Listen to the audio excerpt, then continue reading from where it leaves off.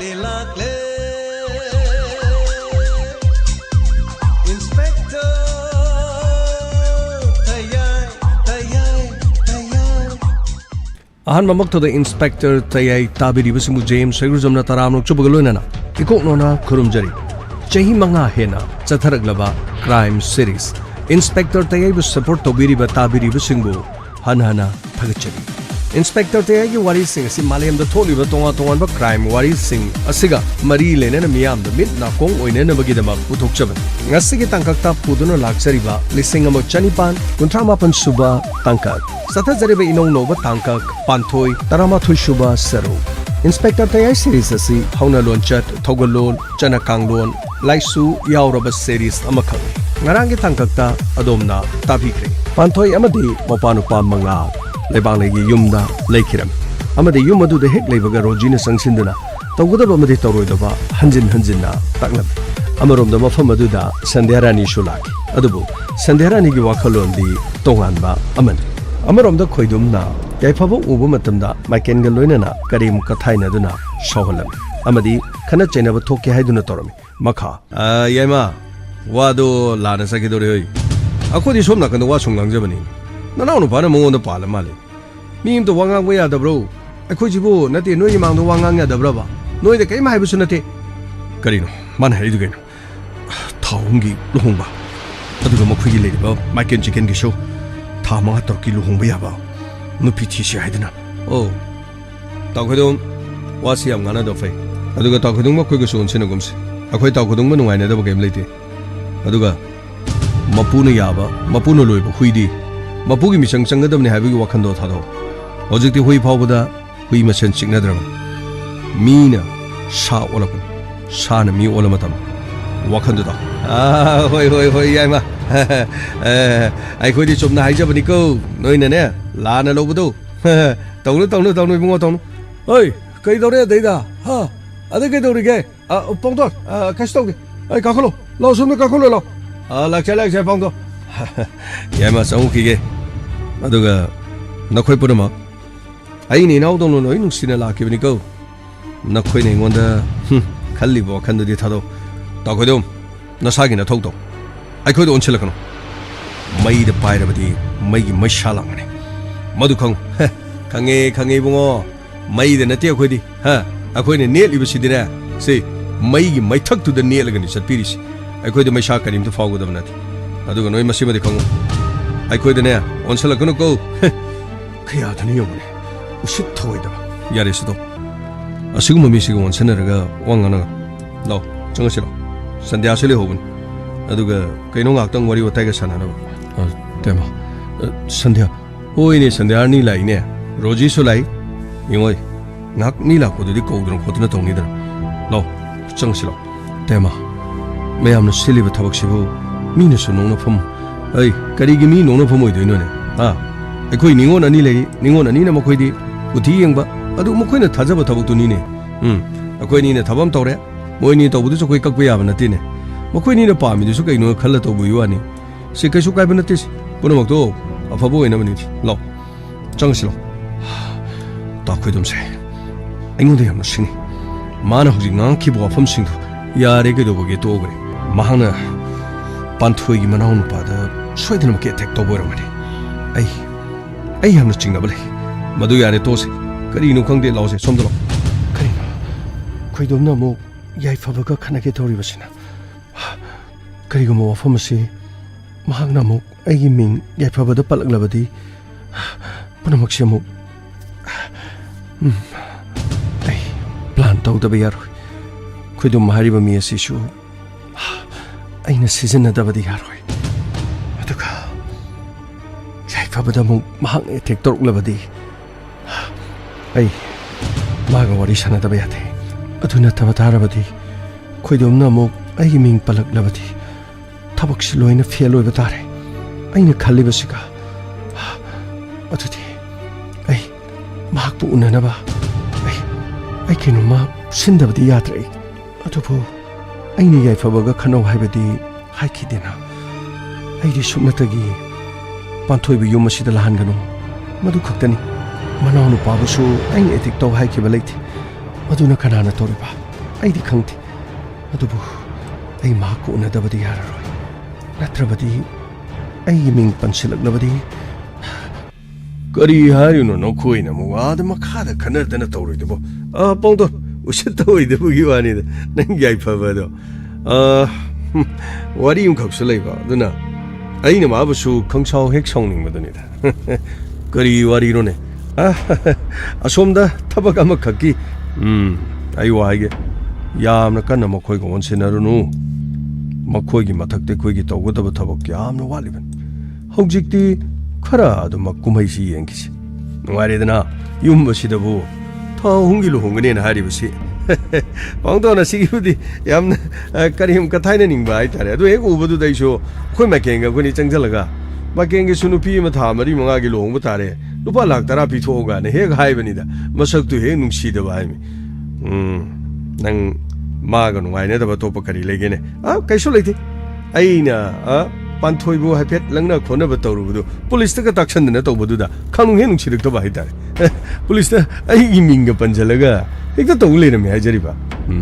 onchina ganu makoi ga onchina ba yaba nate nangi ming palle hariduna panthoi na palliro kanana no kanana oini panbadi asigi yamna afawba saba sinanida mana hekta maming ji panjandana hekta tawribani hariba nang haribasi yai phabana ni siro pangdon yai phabana natadi kana noini aishu mina ga di te henjan me yaba mi nattabani na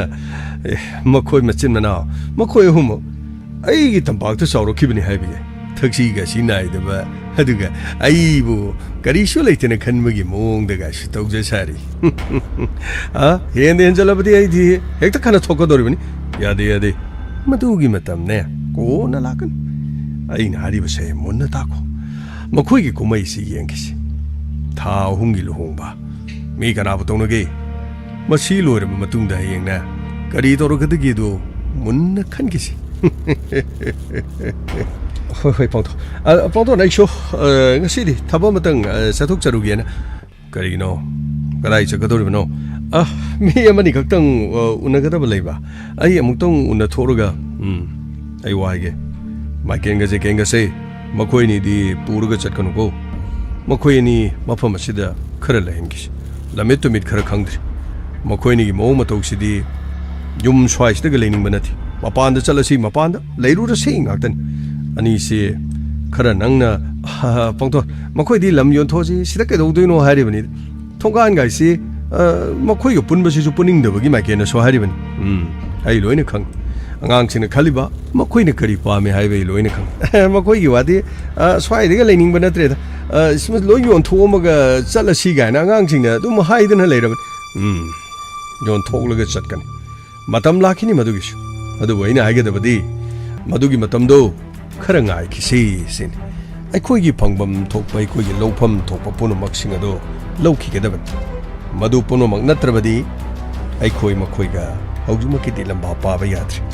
ꯌꯦꯡꯈꯤꯁꯤ ꯇꯨꯃꯤꯟꯅ ꯀꯔꯤ ꯂꯥꯛꯏ ꯍꯥꯏꯕꯗꯨ ꯌꯦꯡꯕꯒꯤ ꯃꯊꯧ ꯑꯃ ꯇꯥꯔꯤꯗꯅ ꯆꯠꯂꯣ ꯅꯪꯅ ꯆꯠꯀꯗꯕꯗꯨ ꯀꯗꯥꯏꯗꯅꯣ ꯆꯠꯂꯣ ꯐꯅꯤ ꯐꯣꯡꯊꯣ ꯑꯁꯨꯝꯅ ꯃꯐꯝ ꯑꯗꯨꯗꯒꯤ ꯈꯣꯏꯗꯨꯝ ꯆꯠꯈꯤꯔꯝꯃꯤ ꯃꯍꯥꯛ ꯃꯤꯑꯣꯏ ꯑꯅꯤꯈꯛ ꯎꯅꯕ ꯆꯠꯈꯤ ꯃꯤꯑꯣꯏ ꯑꯅꯤ ꯑꯗꯨꯗꯤ ꯃꯃꯥꯡꯗ ꯆꯦꯟꯅꯈꯤꯕ ꯊꯝꯕꯧ ꯑꯃꯗꯤ ꯖꯗꯨ ꯃꯈꯣꯏ ꯑꯅꯤ ꯃꯃꯥꯡꯗ ꯌꯥꯏꯐꯕꯒ ꯈꯔ ꯆꯩꯅꯈꯤꯕ ꯅꯨꯃꯤꯠ ꯑꯗꯨꯗꯒꯤ ꯃꯈꯣꯏ ꯑꯟꯗꯔꯒ꯭ꯔꯥꯎꯟ ꯑꯣꯏꯗꯨꯅ ꯂꯩꯔꯛꯄꯅꯤ ꯑꯗꯨꯕꯨ ꯃꯈꯣꯏ ꯑꯅꯤ ꯎꯅꯅꯅꯕꯒꯤꯗꯃꯛ ꯈꯣꯏꯗꯨꯝ ꯃꯐꯝ ꯑꯗꯨꯗꯒꯤ ꯒꯥꯔꯤ ꯊꯧꯗꯨꯅ ꯆꯠꯈꯤ ꯃꯐꯝ ꯑꯃꯗ ꯍꯥꯏꯅꯔꯕ ꯃꯇꯨꯡꯗ ꯖꯗꯨ ꯑꯃꯗꯤ ꯊꯝꯕꯧ ꯉꯥꯏꯗꯨꯅ ꯂꯩꯈꯤ ꯑꯃꯔꯣꯝꯗꯅ ꯌꯨꯝ ꯑꯗꯨꯗ ꯊꯥ 3ꯒꯤ ꯂꯨꯍꯣꯡꯒꯗꯧꯔꯤꯕ ꯑꯗꯨꯒꯤꯗꯃꯛ Brahmin Pandit ꯍꯥꯏꯅꯅꯕꯒꯤꯗꯃꯛ ꯁꯤꯟꯗꯣꯛꯅꯈꯤ amadi imung aduda tha 3gi luhonggadoriba adugidamak sem saba punamak loirami amadi lebak leina mahaki masa sing mamau singa wa tanarami hai karima to walhan be yaba natiko laitin gi topam thokpa thabak sing adudi pumnamak toba taba adugane hayengi de wat kadoriba haibase babo oigadoriba kairo lekai gi mi khaktan kainoima babu ko gi da ba haibasibu kerole kai barton tawgodaran hey barton tawbududi tawraroidana adubu laison tinson punamakti tawdaba yadabanine asangba pochang punamak sing adu loina langsenba loiraban adugane horen ngahak lerega brahman lani kari kari changadabano kari kari walibano haibado kopna yengadaban toksinaba natte ko handakise chap chaba lohongba amada changba polam sing adu loina tawgodori kattaba yadaba changdaba yadaba punama adugane laigi haitha potha changliba pochang amata sithaba yaba natte ko ima na phani haibado aikhoi loina tawjaki awar pa leirabasu aikhoi punamak loina sinjaki ibol aina pamasu maduni ne nakhoi na dumaina thawai yaw no honabaduni ne aina pamlibase yengoi lohongbase tha hungi matungdagi di amu kaiga dawribani madudagi amu inau nongna lohongba amamu oigadawribani ne maduni ne aina ngairibase ima atai di khangde ko phatte hariba thabakse masidang hana pangthoga loisingi sikoi sa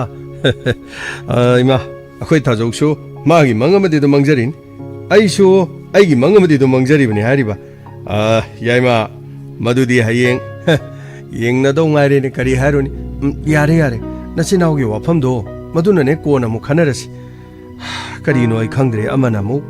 roji amana mu sandhyarani ani sina hayeng amu kamdogo dawriba ima na pambadu ko khalaga lore ke dorage hai pramo madubu hayeng aina khankibada aina ama sige mu khankrabadi nangbu yaningadrane adubudi ma aikhoigi oina khaloidrane haima hayeng sobaini na mu kari haini ha nangna modu haire tawgodorisi anghakpani ko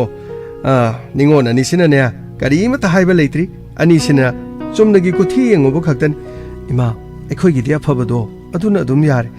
ima na badum penbiradi aikhoigi di kari mata haige daba leiti ningona ni gidi kok sadrene hauji lugadori basi imung asida mu mau ani karamna khangadori ba masini ne mu ludori se chiche kai dorage chiche na dum ungoga leido kai marongi no chiche ai kari mata ungdige chiche no pagi damak chiche gi punchi mangwa tarabra chiche no pa ai numitta sirammasu phagadaban karigino nangna madugi wafamda dum hairidobo chiche hayengdi makhoigi lohongdorise hayeng oira male chiche mane hayeng senbalangma punamak loikre punamak aboksigi apamba loina thungangadoribani yengwai nangaigidi aboksi natana kanasu leiti aduga nangi punchi pugan bikiba mi amabu aina makhoina haibada kari aina yaroidabagi adubu chiche aidi nungai chiche aigi puningda nungai ba phawdi chiche manga adumna sondarabadi karamna yagani kari mata sontagan chiche ne hingleba punchi se ai nangidamakta kathoklaban nangbu mi oinaba semgadoribani chichegidi karimta khalon aina nangidi pumnamakne imasu pabungsu chiche ai nungai chiche ai thaboid nungai ba phaude chiche nangna dumna kaplabadi ai kamdobani chiche hayeng bi soidana maugi singna chalagani ko chalasano aigi mapokta aigi laibakta sumna tamlaklamlabani aigi punsida amuk khana yum panba haibado ai palaroi hayeng hongadori basina aigi punsigi hanba mati haroi bane chiche aidi makhoigi mafam asida leibase ai leningde chiche ai mafam asida leningde chiche ꯑꯩꯈꯣꯏꯒꯤ ꯌꯨꯝ ꯑꯗꯨꯗ ꯆꯠꯂꯁꯤꯕ ꯆꯤꯆꯦ ꯂꯩꯕ ꯂꯩꯇꯕ ꯆꯥꯕ ꯆꯥꯗꯕ ꯆꯤꯆꯦ ꯑꯩꯈꯣꯏꯒꯤ ꯈꯨꯡꯒꯪ ꯆꯠꯂꯁꯦ ꯆꯤꯆꯦ ꯃꯐꯝ ꯑꯁꯤꯗ ꯂꯩꯔꯤꯕ ꯅꯨꯡꯉꯥꯏ ꯌꯥꯏꯐꯕ ꯃꯤꯁꯤꯡ ꯑꯁꯤ ꯑꯩꯈꯣꯏꯒ ꯀꯩꯗꯧꯅꯨꯡꯗ ꯆꯥꯟꯅꯔꯣꯏꯌꯦ ꯆꯤꯆꯦ ꯆꯠꯁꯦ ꯆꯦꯆꯦ ꯌꯦꯡꯉꯣꯏ ꯃꯐꯝ ꯑꯗꯨꯗ ꯆꯠꯄ ꯃꯇꯝꯗ ꯅꯪꯒꯤ ꯄꯨꯟꯁꯤꯗ ꯅꯪꯉꯣꯟꯗ ꯑꯦꯇꯦꯝ ꯇꯧꯔꯛꯏꯗꯨꯗꯤ ꯍꯧꯖꯤꯛ ꯅꯪꯒ ꯑꯩꯒ ꯃꯐꯝꯗꯨꯗ ꯂꯩꯕ ꯃꯇꯝꯗ ꯃꯤ ꯐꯠꯇꯁꯤꯡ ꯑꯗꯨꯅ ꯀꯔꯝꯕ ꯃꯇꯝꯗ ꯂꯥꯛꯂꯒ ꯑꯩꯈꯣꯏꯕꯨ ꯀꯔꯤ ꯇꯧꯔꯛꯀꯅꯤ ꯍꯥꯏꯕꯁꯨ ꯈꯪꯕ ꯉꯝꯗꯦ ꯌꯦꯡꯉꯣꯏ ꯄꯨꯂꯤꯁꯅꯁꯨ ꯍꯧꯖꯤꯛ ꯃꯔꯥꯜ ꯂꯩꯕ ꯃꯤꯁꯤꯡ ꯑꯗꯨ ꯄꯨꯊꯣꯛꯇꯨꯅ ꯃꯈꯣꯏꯅꯤ ꯍꯥꯏꯗꯨꯅꯁꯨ ꯇꯥꯛꯄ ꯉꯝꯕ ꯅꯠꯇꯦ ꯑꯗꯨꯅ ꯑꯁꯦꯡꯕ ꯑꯃ ꯈꯪꯗ꯭ꯔꯤ ꯐꯥꯎꯕꯗꯤ ꯃꯇꯝ ꯈꯔꯗꯪꯗꯤ ꯂꯩꯈꯤꯁꯤ ꯅꯪ ꯑꯩꯒꯤꯗꯤ ꯃꯁꯤ ꯅꯠꯇꯅ ꯑꯇꯣꯞꯄ ꯂꯝꯕꯤ ꯂꯩꯇ꯭ꯔꯦ ꯆꯦꯆꯦ ꯍꯌꯦꯡꯗꯤ ꯆꯦꯆꯦ ꯁꯣꯏꯗꯅ ꯂꯨꯍꯣꯡꯂꯒꯅꯤꯀꯣ ꯆꯦꯆꯦ ꯌꯥꯔꯦ ꯇꯣꯛꯑꯣ ꯀꯩꯗꯧꯕꯒꯤ ꯋꯥꯗ ꯁꯨꯝ ꯍꯟꯖꯤꯟ ꯍꯟꯖꯤꯟ ꯉꯥꯡꯒꯅꯨ ꯑꯩꯅ ꯅꯪꯅ ꯑꯗꯨꯝꯅ ꯍꯥꯏꯔꯒ ꯇꯥꯕ ꯅꯨꯡꯉꯥꯏꯇꯦ ꯀꯔꯤꯃꯠꯇ ꯈꯜꯂꯨꯅꯨ ꯅꯪꯒꯤ ꯄꯨꯟꯁꯤꯕꯨ ꯀꯟꯕꯤꯔꯛꯄ ꯃꯤꯁꯤꯡ ꯑꯗꯨꯕꯨ ꯅꯪꯅ ꯃꯈꯣꯏꯕꯨ ꯏꯀꯥꯏ ꯈꯨꯝꯅꯗꯕ꯭ꯔꯅꯦ ꯆꯦꯆꯦ ꯑꯩ ꯃꯈꯣꯏꯕꯨ ꯏꯀꯥꯏ ꯈꯨꯝꯅꯩ ꯅꯣꯡꯃꯗꯤ ꯃꯈꯣꯏꯅ ꯇꯧꯕꯤꯈꯤꯕ ꯑꯗꯨꯒꯤꯗꯃꯛ ꯑꯩ ꯁꯣꯏꯗꯅ ꯃꯈꯣꯏꯒꯤ ꯑꯩ ꯍꯣꯠꯅꯈꯤꯅꯤꯌꯦ ꯆꯦꯆꯦ ꯌꯥꯔꯦ ꯇꯣꯛꯑꯁꯤ ꯃꯆꯤꯟ ꯃꯄꯥ ꯑꯣꯟꯁꯤꯟꯅꯗꯅ ꯀꯞ ꯂꯩ ꯍꯥꯏꯗꯅꯅꯦ ꯃꯤꯅ ꯁꯣꯏꯗꯅ ꯍꯥꯏꯕ ꯇꯥꯔꯦ ꯍꯩ ꯀꯔꯤ ꯇꯧꯔꯦ ꯍꯩ ꯄꯥꯟꯊꯣꯏ ꯑꯕꯣꯛꯁꯤ ꯁꯤꯗ ꯆꯪꯕꯤꯔꯣ ꯑꯕꯣꯛꯁꯤ ꯌꯥꯔꯦ ꯀꯔꯤꯅꯣ ꯃꯉꯥꯜ ꯑꯕꯣꯛꯁꯤ ꯅꯪꯕꯨ ꯅꯈꯣꯏꯒꯤ ꯆꯦꯆꯦ ꯂꯨꯍꯣꯡꯕꯁꯤꯕꯨ ꯄꯥꯝꯗꯕ꯭ꯔꯅꯦ ꯑꯕꯣꯛꯁꯤ ꯍꯧꯖꯤꯛꯁꯨ ꯃꯇꯝ ꯂꯩ ꯅꯈꯣꯏꯅ ꯌꯥꯅꯤꯡꯗ꯭ꯔꯕꯗꯤꯅꯦ ꯄꯨꯝꯅꯃꯛ ꯂꯣꯏꯅ ꯁꯦꯝꯗꯣꯛ ꯁꯥꯗꯣꯛꯄ ꯂꯣꯏꯅ ꯌꯥꯏ ꯌꯩꯊꯣꯛꯈꯤꯕꯁꯨ ꯌꯥꯏ ꯇꯣꯛꯄꯁꯨ ꯌꯥꯏꯌꯦ ꯑꯕꯣꯛꯁꯤ ꯃꯥꯅ ꯁꯨꯝ ꯍꯌꯦꯡꯗꯒꯤ ꯑꯩ ꯃꯧ ꯑꯣꯏꯈ꯭ꯔꯅꯦꯅ ꯃꯕꯨꯡ ꯅꯨꯡꯁꯤꯗꯅ ꯁꯨꯝ ꯀꯞꯆꯔꯤꯅꯤ ꯑꯕꯣꯛꯁꯤ ꯑꯣ ꯑꯗꯨꯒꯤ ꯑꯣꯏꯔꯦ ꯑꯩ ꯅꯈꯣꯏꯅ ꯐꯥꯎꯔꯝꯒꯗꯕ ꯅꯈꯣꯏꯅ ꯅꯨꯡꯉꯥꯏꯇꯕꯗꯨꯁꯨ ꯑꯩ ꯈꯪꯉꯤ ꯑꯩ ꯃꯤꯑꯣꯏꯕꯅꯤ ꯑꯗꯨꯕꯨ ꯑꯩꯒꯤꯁꯤꯕꯨ ꯈꯨꯗꯣꯡꯆꯥꯕ ꯌꯥꯝꯅ ꯂꯧꯕ ꯍꯥꯏꯕꯗꯨ ꯇꯥꯔꯕ꯭ꯔꯅꯦ ꯏꯆꯥꯒꯤ ꯄꯨꯟꯁꯤ ꯀꯟꯅꯅꯕ ꯍꯣꯠꯅꯕꯗ ꯅꯈꯣꯏꯒꯤ ꯄꯨꯟꯁꯤ ꯑꯃꯥꯡꯕ ꯅꯣꯔꯣꯛꯀꯣꯝꯗ ꯆꯤꯡꯊꯕꯒ ꯆꯞ ꯃꯥꯟꯅꯔꯕ꯭ꯔꯅꯦ ꯑꯩꯕꯣ ꯑꯕꯣꯛꯁꯤ ꯑꯗꯨꯒꯨꯝꯕ ꯀꯔꯤꯝꯇ ꯂꯩꯇꯦ ꯑꯕꯣꯛꯁꯤ ꯑꯩꯈꯣꯏꯒꯤꯗꯤ ꯑꯕꯣꯛꯁꯤꯅ ꯄꯨꯝꯅꯃꯛꯅꯤ ꯑꯕꯣꯛꯁꯤ ꯀꯔꯤꯃꯠꯇ ꯋꯥꯈꯜ ꯅꯨꯡꯉꯥꯏꯇꯕ ꯈꯟꯕꯤꯒꯅꯨ ꯑꯕꯣꯛꯁꯤ ꯑꯩꯁꯨ ꯈꯪꯉꯤ ꯅꯈꯣꯏꯒꯤꯗꯃꯛꯇꯗꯤ ꯑꯩꯅ ꯃꯥꯡꯅꯕ ꯁꯦꯟꯅꯤꯡꯗꯦ ꯏꯆꯥꯒꯤꯗꯃꯛꯇ ꯅꯈꯣꯏꯅ ꯍꯣꯠꯅꯔꯤꯕꯁꯦ ꯃꯁꯤꯒꯤ ꯌꯦꯡꯂꯒꯅꯦ ꯑꯕꯣꯛꯁꯤꯅ ꯅꯈꯣꯏꯒꯤꯗꯃꯛ ꯍꯣꯠꯅꯕ ꯌꯥꯕ ꯍꯣꯠꯅꯒꯅꯤ ꯑꯗꯨꯒꯅꯦ ꯅꯣꯡꯃꯗꯤ ꯃꯇꯤꯛ ꯆꯥꯕ ꯃꯤ ꯑꯃ ꯑꯣꯏꯅꯅꯕꯒꯤꯗꯃꯛ ꯃꯉꯥꯜꯒꯤꯅꯦ ꯑꯆꯪꯕ ꯄꯨꯝꯅꯃꯛ ꯑꯩꯅ ꯍꯤꯡꯂꯤꯕ ꯃꯈꯩ ꯑꯗꯨꯝ ꯍꯣꯠꯅꯒꯅꯤ ꯑꯩꯅ ꯂꯩꯈꯤꯗꯕ ꯊꯣꯛꯂꯕꯁꯨ ꯑꯩꯒꯤ ꯏꯆꯥꯁꯤꯡꯗ ꯑꯩꯅ ꯁꯤꯟꯅꯔꯝꯒꯅꯤ ꯄꯨꯝꯅꯃꯛꯁꯤꯡ ꯑꯗꯣ ꯑꯩ ꯅꯈꯣꯏꯒꯤꯗꯃꯛ ꯍꯣꯠꯅꯒꯅꯤꯌꯦ ꯑꯕꯣꯛꯁꯤ ꯑꯩ ꯂꯣꯏꯅ ꯈꯪꯖꯩ ꯑꯕꯣꯛꯁꯤ ꯃꯥꯅ ꯁꯨꯝ ꯊꯋꯥꯏ ꯅꯨꯡꯉꯥꯏꯖꯗꯗꯅ ꯍꯣꯏ ꯅꯈꯣꯏ ꯑꯅꯤꯅꯅꯦ ꯍꯦꯛ ꯀꯞꯃꯤꯟꯅꯔꯝꯕꯗꯨꯗ ꯑꯩꯅ ꯅꯨꯡꯉꯥꯏꯇꯗꯅ ꯇꯧꯕꯅꯤꯀꯣ ꯑꯗꯨꯕꯨꯅꯦ ꯍꯧꯖꯤꯛꯁꯨ ꯑꯗꯨꯝ ꯌꯩꯊꯣꯛ ꯌꯩꯁꯤꯟ ꯌꯥꯏ ꯀꯅꯥꯅꯣꯃ ꯊꯤꯔꯒꯅꯦ ꯑꯃꯨꯛ ꯌꯦꯡꯂꯕꯁꯨ ꯀꯔꯤꯁꯨ ꯀꯥꯏꯗꯦ ꯑꯗꯨꯕꯨ ꯅꯪꯅ ꯌꯥꯈ꯭ꯔꯦ ꯍꯥꯏꯗꯅꯅꯦ ꯑꯩꯈꯣꯏꯗꯤ ꯄꯨꯝꯅꯃꯛꯁꯤꯡ ꯑꯁꯦ ꯂꯣꯏꯅ ꯁꯦꯝ ꯁꯥꯗꯅ ꯂꯣꯏꯔꯕꯅꯤꯅꯦ ꯑꯕꯣꯛꯁꯦ ꯍꯌꯦꯡꯗꯤ ꯁꯣꯏꯗꯅ ꯑꯗꯨꯝ ꯄꯥꯡꯊꯣꯛꯂꯒꯗꯕꯅꯤ ꯀꯔꯤꯃꯠꯇ ꯍꯣꯡꯗꯣꯛꯄ ꯂꯩꯇꯦ ꯑꯕꯣꯛꯁꯦ ꯐꯔꯦ ꯑꯗꯨꯗꯤ ꯑꯩ ꯑꯃꯨꯛ ꯊꯣꯛꯎꯈꯤꯒꯦ ꯌꯦꯡꯉꯣꯏ ꯍꯌꯦꯡꯗꯤ ꯆꯪꯒꯗꯕ ꯄꯣꯠꯂꯝꯁꯤꯡ ꯂꯥꯏ ꯇꯤꯟꯒꯤꯅꯦ ꯄꯨꯝꯅꯃꯛꯁꯤꯡ ꯑꯃꯠꯇ ꯋꯥꯠꯇꯅꯅꯕ ꯂꯣꯏꯅ ꯁꯦꯝ ꯁꯥꯕ ꯄꯨꯝꯅꯃꯛ ꯂꯣꯏꯅ ꯂꯣꯏꯔꯕꯅꯤ ꯑꯗꯨꯒꯅꯦ ꯌꯦꯡꯉꯣꯏ ꯁꯤꯗꯩꯗ ꯅꯕꯨꯛꯅꯤꯡ ꯅꯨꯡꯉꯥꯏꯇꯕ ꯀꯔꯤ ꯑꯃꯠꯇ ꯇꯧꯔꯅꯨꯀꯣ ꯄꯨꯝꯅꯃꯛꯁꯦ ꯂꯥꯏꯕꯛꯇ ꯇꯝꯂꯕꯅꯤ ꯈꯜꯂꯁꯤ ꯑꯩꯁꯨꯅꯦ ꯅꯨꯡꯉꯥꯏꯕ ꯅꯠꯇꯦ ꯅꯪ ꯂꯩꯁꯥꯕꯤꯅꯤ ꯃꯁꯤꯒꯤ ꯃꯇꯨꯡꯗ ꯅꯪꯒꯤ ꯄꯨꯟꯁꯤꯗ ꯀꯔꯤ ꯑꯣꯏꯒꯗꯒꯦ ꯍꯥꯏꯕꯗꯣ ꯑꯗꯨꯕꯨꯅꯦ ꯃꯤꯑꯣꯏꯕ ꯍꯥꯏꯕꯁꯦ ꯃꯥꯒꯤ ꯃꯄꯣꯛꯇ ꯄꯨꯟꯁꯤꯗ ꯇꯝꯃꯝꯕ ꯃꯗꯨꯒꯤꯗꯤ ꯊꯩꯗꯣꯛꯎꯕꯁꯨ ꯌꯥꯕ ꯅꯠꯇꯦꯗꯣ ꯑꯁꯨꯝꯅ ꯊꯣꯛꯎ ꯍꯥꯏꯗꯨꯅ ꯇꯝꯂꯛꯑꯕꯅꯤ ꯈꯟꯕ ꯇꯥꯔꯤꯕ꯭ꯔꯥ ꯅꯠꯇ꯭ꯔꯒ ꯑꯩꯕꯨ ꯏꯆꯥꯒꯤꯗꯃꯛꯇ ꯈꯟꯗꯅ ꯅꯪꯒꯤ ꯄꯨꯟꯁꯤ ꯃꯥꯡꯍꯟꯕꯁꯤꯒꯤ ꯍꯥꯏꯗꯅꯅꯦ ꯑꯩꯁꯨ ꯌꯥꯝꯅ ꯈꯜꯂꯤꯕꯅꯤꯅꯦ ꯑꯕꯣꯛꯁꯤ ꯑꯗꯣꯝꯗ ꯀꯔꯤꯝꯇ ꯈꯜꯂꯒꯨꯝꯁꯤ ꯑꯩꯈꯣꯏ ꯀꯔꯤꯃꯠꯇ ꯈꯟꯗꯦꯕ ꯍꯥꯏꯕꯒꯤ ꯋꯥꯅꯤ ꯑꯩ ꯃꯗꯣ ꯅꯨꯡꯉꯥꯏꯕꯗꯤ ꯅꯠꯇꯦ ꯑꯗꯨꯕꯨ ꯐꯔꯦ ꯑꯩ ꯄꯨꯝꯅꯃꯛ ꯑꯗꯨꯗꯤ ꯁꯦꯝ ꯁꯥꯗꯅ ꯂꯩꯔꯒꯦꯀꯣ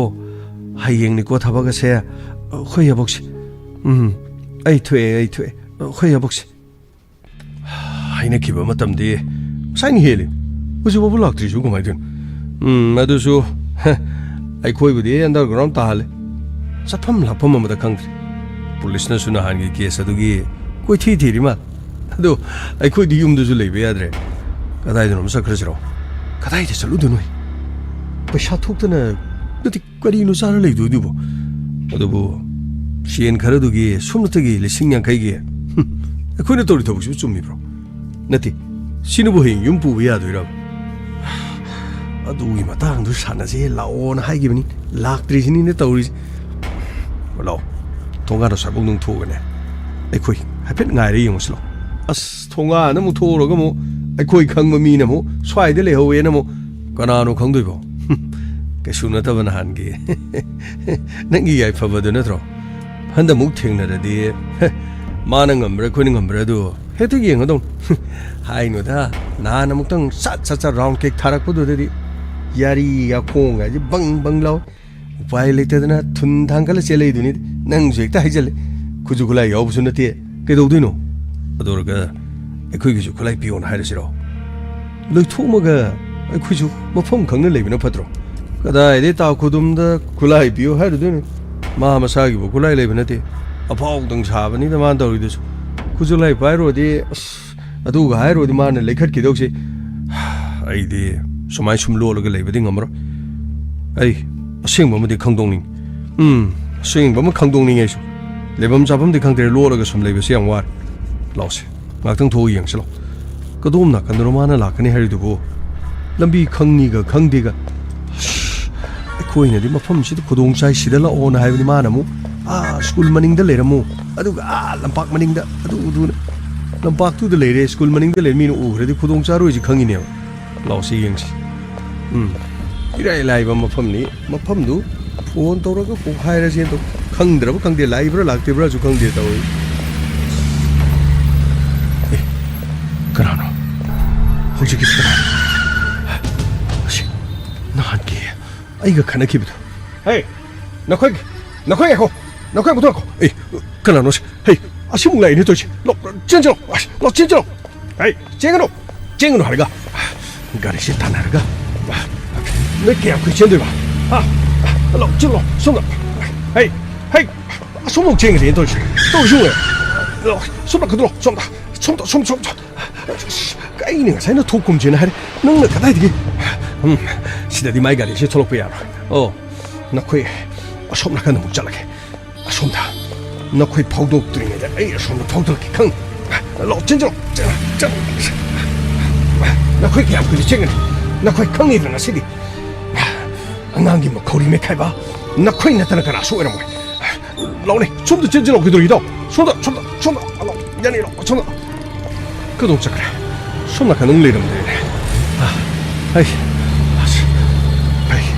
ꯅꯈꯣꯏ ꯈꯪꯉꯤꯗꯅ ꯉꯁꯤꯗꯤ ꯀꯗꯣꯝ ꯆꯠꯈ꯭ꯔꯦ ꯊꯤꯕ ꯈꯪꯗ꯭ꯔꯦꯅꯦ ꯁꯤꯒꯤ ꯒꯂꯤꯁꯤꯗ ꯆꯦꯟꯁꯤꯟꯈꯤꯕꯅꯤꯁꯦ ꯈꯤꯇꯪ ꯑꯃꯨꯛ ꯊꯧꯖꯤꯜꯂꯒ ꯌꯦꯡꯒꯦ ꯈꯪꯉꯤꯗꯅ ꯅꯈꯣꯏ ꯑꯩꯒꯤ ꯈꯨꯠꯇꯒꯤ ꯅꯈꯣꯏ ꯅꯥꯟꯊꯣꯛꯄ ꯉꯝꯕ ꯌꯦꯡꯒꯦ ꯈꯪꯉꯤꯗꯅ ꯀꯗꯣꯝ ꯆꯠꯈ꯭ꯔꯦ ꯉꯥꯏꯍꯥꯛꯇꯪ ꯑꯝꯇ ꯈꯥꯝꯈꯤꯒꯦ ꯁꯤꯗ ꯀꯗꯣꯝ ꯁꯥꯏꯠꯇꯅꯣꯅꯦ ꯃꯤꯔꯛꯇ ꯆꯦꯟꯁꯤꯟꯈꯤꯕꯗꯒꯤ ꯈꯪꯉꯤꯗꯅ ꯅꯈꯣꯏ ꯉꯁꯤꯗꯤ ꯀꯨꯝꯊꯈꯤꯒꯦ ꯁ꯭ꯋꯥꯏꯁꯤꯗ ꯂꯩꯕ ꯖꯥꯠꯂꯥ ꯅꯈꯣꯏ ꯉꯁꯤꯗꯤ ꯑꯩꯒꯤ ꯈꯨꯠꯇꯒꯤ ꯅꯥꯟꯊꯣꯛꯄ ꯉꯝꯂꯣꯏꯗ ꯀꯗꯥꯏꯗ ꯂꯩꯕ ꯖꯥꯠꯅꯣ ꯁ꯭ꯋꯥꯏꯗ ꯍꯧꯖꯤꯛ ꯈꯛꯇ ꯂꯩꯔꯝꯕꯗꯨ ꯑꯗꯨꯒ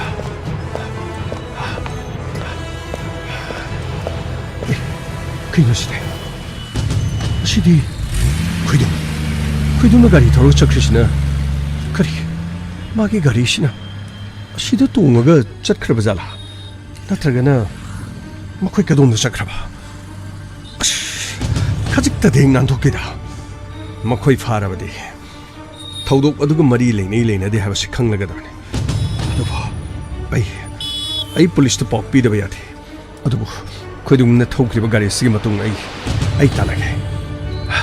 ꯃꯍꯥꯛꯀꯤ ꯒꯥꯔꯤꯁꯤꯗ ꯁꯣꯏꯗꯅ ꯌꯥꯎꯔꯝꯒꯗꯕ ꯃꯥꯜꯂꯦ ꯑꯗꯨ ꯅꯠꯇ꯭ꯔꯕꯗꯤ ꯃꯈꯣꯏ ꯀꯅꯥꯒꯤ ꯒꯥꯔꯤ ꯇꯣꯡꯗꯨꯅ ꯆꯠꯈ꯭ꯔꯦ ꯅꯠꯇ꯭ꯔꯒꯅ ꯀꯩꯊꯦꯜ ꯃꯅꯨꯡ ꯑꯁꯤꯗ ꯆꯪꯁꯤꯜꯂꯒ ꯂꯣꯠꯈ꯭ꯔꯕ ꯖꯥꯠꯂꯥ ꯐꯔꯦ ꯈꯣꯏꯗꯨꯝꯒꯤ ꯒꯥꯔꯤꯁꯤ ꯇꯥꯟꯅꯔꯒ ꯌꯦꯡꯂꯒꯦ ꯀꯗꯣꯝꯗ ꯆꯠꯈ꯭ꯔꯕ ꯖꯥꯠꯅꯣ ꯍꯧꯖꯤꯛꯈꯛꯇ ꯊꯧꯈꯤꯕꯅꯤꯗ ꯌꯦꯡꯉꯒꯦ ꯄꯨꯂꯤꯁꯇꯁꯨ ꯄꯥꯎ ꯄꯤꯔꯒꯦ ꯈꯪꯉꯦ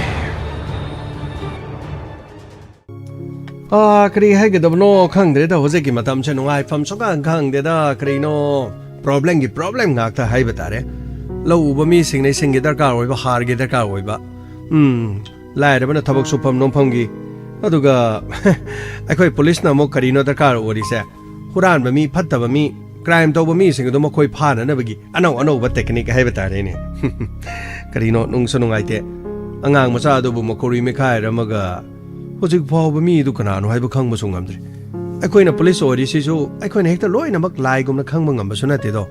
ꯂꯥꯏꯒꯤ ꯁꯛꯇꯤꯗꯣ ꯑꯩꯈꯣꯏꯗ ꯀꯔꯤꯅꯣ ꯈꯔ ꯌꯥꯎꯍꯟꯕ ꯇꯥꯔꯗꯤ ꯀꯔꯤꯅꯣ ꯈꯪꯗꯦ ꯏꯕꯨ ꯏꯀꯥꯏꯖꯩ ꯀꯔꯤꯅꯣ ꯏꯟꯇꯔꯅꯦꯠꯇ ꯅꯝꯃꯒ ꯌꯦꯡꯕ ꯃꯇꯝꯗ ꯄꯨꯂꯤꯁ ꯗꯤꯄꯥꯔꯠꯃꯦꯟꯅ ꯈ꯭ꯋꯥꯏꯗꯒꯤ ꯌꯥꯝꯅ ꯁꯦꯟꯖꯥ ꯊꯨꯝꯖꯥꯗ ꯃꯀꯣꯛꯇ ꯂꯩꯕꯗꯨꯒꯤ ꯋꯥꯅꯤ ꯏꯀꯥꯏꯖꯕ ꯍꯥꯏꯕ ꯇꯥꯔꯦꯅꯦꯀꯣ ꯀꯔꯤ ꯍꯥꯏꯒꯗꯕꯅꯣ ꯈꯪꯗꯦ ꯀꯩꯗꯧꯔꯦ ꯀꯃꯥꯏ ꯁꯥꯔ ꯁꯨꯝ ꯒꯨꯒꯜꯗ ꯅꯝꯃ ꯌꯦꯡꯉꯨꯕꯗ ꯁꯨꯝ ꯏꯀꯥꯏꯖꯕ ꯐꯥꯎꯕ ꯑꯃꯈꯛ ꯂꯩꯕ ꯁꯥꯔ ꯀꯔꯤꯗꯧꯔꯒꯦ ꯁꯥꯔ ꯇꯣꯉꯥꯟ ꯇꯣꯉꯥꯟꯕ ꯕꯤꯚꯥꯒ ꯈꯔ ꯍꯥꯏꯕ ꯇꯥꯔꯦ ꯁꯦꯟ ꯊꯨꯝꯗ ꯌꯥꯝꯅ ꯆꯣꯞꯄ ꯑꯗꯨꯒ ꯁꯦꯟꯖꯥ ꯊꯨꯝꯖꯥꯗ ꯃꯀꯣꯛ ꯊꯪꯕꯁꯤꯡ ꯑꯗꯨ ꯑꯩꯅ ꯁꯨꯝ ꯒꯨꯒꯜꯗ ꯅꯝꯃꯒ ꯌꯦꯡꯉꯨꯕ ꯍꯥꯏꯇꯥꯔꯦꯅꯦꯀꯣ ꯁꯥꯔ ꯑꯗꯩꯗ ꯌꯥꯝꯅ ꯊꯤꯅ ꯏꯀꯥꯏꯖꯕꯒꯤ ꯋꯥꯅꯤꯗ ꯅꯠꯇꯦ ꯀꯔꯤꯗꯧꯔꯒꯦ ꯁꯥꯔ ꯄꯨꯂꯤꯁ ꯗꯤꯄꯥꯔꯠꯃꯦꯟꯅ ꯁꯥꯔ ꯈ꯭ꯋꯥꯏꯗꯒꯤ ꯀꯔꯞꯁꯟ ꯍꯥꯏꯒꯗ꯭ꯔꯥ ꯀꯔꯤꯅꯣ ꯁꯤꯗꯩꯗ ꯃꯀꯣꯛ ꯊꯣꯡꯉꯒ ꯂꯩꯔꯝꯕꯩ ꯋꯥꯅꯤꯗ ꯁꯥꯔ ꯑꯗꯨꯕꯨ ꯅꯪ ꯑꯩ ngasi fawbadi sensa thumja tawbadi leith sir adobudi hidak tawba yaida aikoidagi hidak semaga layeng bada phagadaba leiradi hidak te aikoidagi lawdadi kanadagi lawni sir kana kana na number 1 taraba kana na 2 taraba nang naisi police no 1 tai siro mani sir khwai dagi number 10 da haiba tare yamdi mem yamba jane da 10 dagi naina 1 baw khag yengjabani sir adai da khwai dagi khoi public ki khoi sector da banking se masigi haiba tare coach as masidi angak pada oi lerami pura moi gi si yengo matam da loan gi process ki value loan gi aduga non performing asset gas kari no adu gi mokoi gi sen thum cha ba se number 10 da mokoi oi hai sir mapan suba haiba tare ne tara dai horaga di ko sina amuk ama sina amuk income tax aduga GST gi department sina kwai gi senja thumja tawbuda moi gi tawri se hoje as kari haigedabna sir tax ki kari moi manipulate tax tawba audit tawbu se sir masina muk mapan subada leye sir nipan subana kari leba sir nipan subana kari no sir public distribution system gi resting gi haiba tare ne sir masidi sir aroibo era male tare subada leiri sina education department leiba gi wani scam tawbo oza gi kari requirement khan bagi university gi examination gi paper leak oiba gi aduga fan sing su yamna lana sijanabagi as makhan si yamna leiba male education department si jo sir phajana moijo higok thoga di leiba jani ko sir masigi mathang dana government ki hospital sing hai tare ne sidi corruption je masidi angak pa phangna hai batare sir doctor sing sumagi magi loina sarkar da thabak tawraga su private da thabak chatpa aduga masagi su private clinic leiba aduga masagi su hospital leiba su mem yaw bajani de sir aduna kari no magi tongan ba moi gi manung da khoine di haiba hijadri ko sa si su government ke hospital sing si masi senja thumja gi de yamna makok te lei na haiba sir mathang di sir mathang gi na sir electricity board kini hairi sir masina meter tampering tawbu gumba aduga bill gi correction tawbu gumba new connection gumba aduga skari haiga do no masigi moine loning bo ohening bo samdok sadok pokhot pase dum leiba jani achumba tawbu khara leir so mi amana di loi samdok pangam dabani na polap hekta mod min naraga dum tawbani hairi sir mathang di sir mathang di kari no moi gi municipal corporation aduga panchayat ki haiba tare adudi aroi bini sir building gi permit kumba sanitation gi contract kumba unauthorized construction gumba gi sigumba gi matang si mokoi no hening bodo loning pining bataw ko panga da yaba male sir mathang di sir mathang di kari no transport ki office hai tare RTO masi ju driving license sem gi khot pagi driving license gari du thaubo phajana tamaga license pi ga do thaubo tamdar ju haibo hairedi gari no kabu thau hai tra ju pangpi de pi do transport office ki masi ju khwai de ahum subada senja thumja da adum lei hai sir mathang di asa ani subada tari sina revenue amadi land registration gini hai batari sir masi de lei se land record kumba du ge illegal gi moi gi encroachment tawu gumba ꯑꯗꯨꯒ sir ꯃꯣꯏꯒꯤ bill ꯑꯣꯟꯊꯣꯛ ꯑꯣꯟꯁꯤꯟ ꯀꯔꯤ ꯀꯔꯤꯅꯣ ꯄꯇꯥ ꯑꯣꯟꯊꯣꯛ ꯑꯣꯟꯁꯤꯟ ꯂꯧꯊꯣꯛ ꯂꯧꯁꯤꯟ ꯀꯔꯤ ꯀꯔꯤ ꯑꯁ ꯃꯁꯤꯒꯤꯗꯒꯤ ꯆꯥꯕꯁꯤ ꯂꯧꯕꯁꯤ ꯀꯔꯤꯅꯣ ꯁꯔ ꯆꯥꯗꯕꯗꯤ ꯂꯩꯔꯝꯕꯗꯤ ꯌꯥꯏꯀꯣ ꯁꯔ ꯑꯣꯈꯥꯛꯄ ꯂꯧꯕ ꯄꯥꯕ ꯃꯁꯤꯗ ꯂꯧꯐꯝꯁꯤꯗ ꯑꯅꯤꯁꯨꯕꯗ ꯁꯦꯜ ꯂꯧꯕꯗ ꯈ꯭ꯋꯥꯏꯗꯒꯤ ꯇꯥꯟꯕ ꯅꯨꯡꯉꯥꯏꯕ ꯃꯐꯝꯁꯦ ꯔꯦꯚꯤꯅ꯭ꯌꯨ ꯑꯃꯗꯤ ꯂꯦꯟ ꯔꯦꯖꯤꯁꯇ꯭ꯔꯦꯁꯟꯒꯤꯅꯤ ꯍꯥꯏꯌꯦ ꯁꯔ ꯑꯗꯨꯒ ꯃꯀꯣꯛꯇꯤ ꯁꯔ ꯃꯀꯣꯛꯇꯤ ꯁꯔ ꯍꯥꯏꯒꯗꯕ ꯏꯀꯥꯏꯖꯔꯦ ꯑꯩ ꯏꯁꯥꯃꯛꯁꯨ ꯄꯨꯂꯤꯁ ꯑꯣꯏꯕꯅꯤꯅ ꯁꯔ ꯐꯥꯏꯜ FIR ꯄꯥꯟꯕꯒꯨꯝꯕꯒꯤ ꯑꯗꯨꯒ bypass personal contact gumbagi aduga sir jat yam tau male sir karigumba case ama tawradi police to na nakan ama aduga ani duga je nak yet tagi dum lawro ga dum chaba khotba sir officer sing di mai magi bank account sing je patana yenga di sir account se da masagi thagi tolup sang masina taba mafam marang khangdaba account gi sen je chauna sir dum changak pajani de sir leipak amagi chakhot ba se police department da leba chaw officer sing gi mayu makai yengo hai ni sir hana mapa mapugi haktagi makoigi wangna sajaramduna maniko sir adu nattaba singdi pajana saraga sir pajana lawraga leiraga aduga khwaidagi amot pa crime mi phadok phajin tawriba aduga sigumba mayam subu yengjangadabaduna number 1 da leiba or male sir as ibudi kai jaida sir gari khama ga u gari lakpo ro kari u lakpo ro rupa chani chama songa lising ani ama kana lawna ba khona ba tawdu sir aikhoi khaktani ko sir lawdabse gabai lawdaba police department da tabak tobo officer kharso dum lairamgani khale loina mangna natrabasu piraglibado kariguma chuma khardile lairamgani akoina haruba yabadi nathi adudi masana dum tarabo ani sir google na lanbo oiramgadra khangde aina som namubani da ten corruption gi koi india gi manungda leiribase kari department on hangubani de sir adai da moina google na khumak pagi wani sir khangde india's most 10 corrupt government department aduga sector are frequently highlighted by bodies like the Central Vigilance Commission, CBC, National Crime Investigation Bureau. Adu as kai keno sir. Am hairak pagi wani de sir.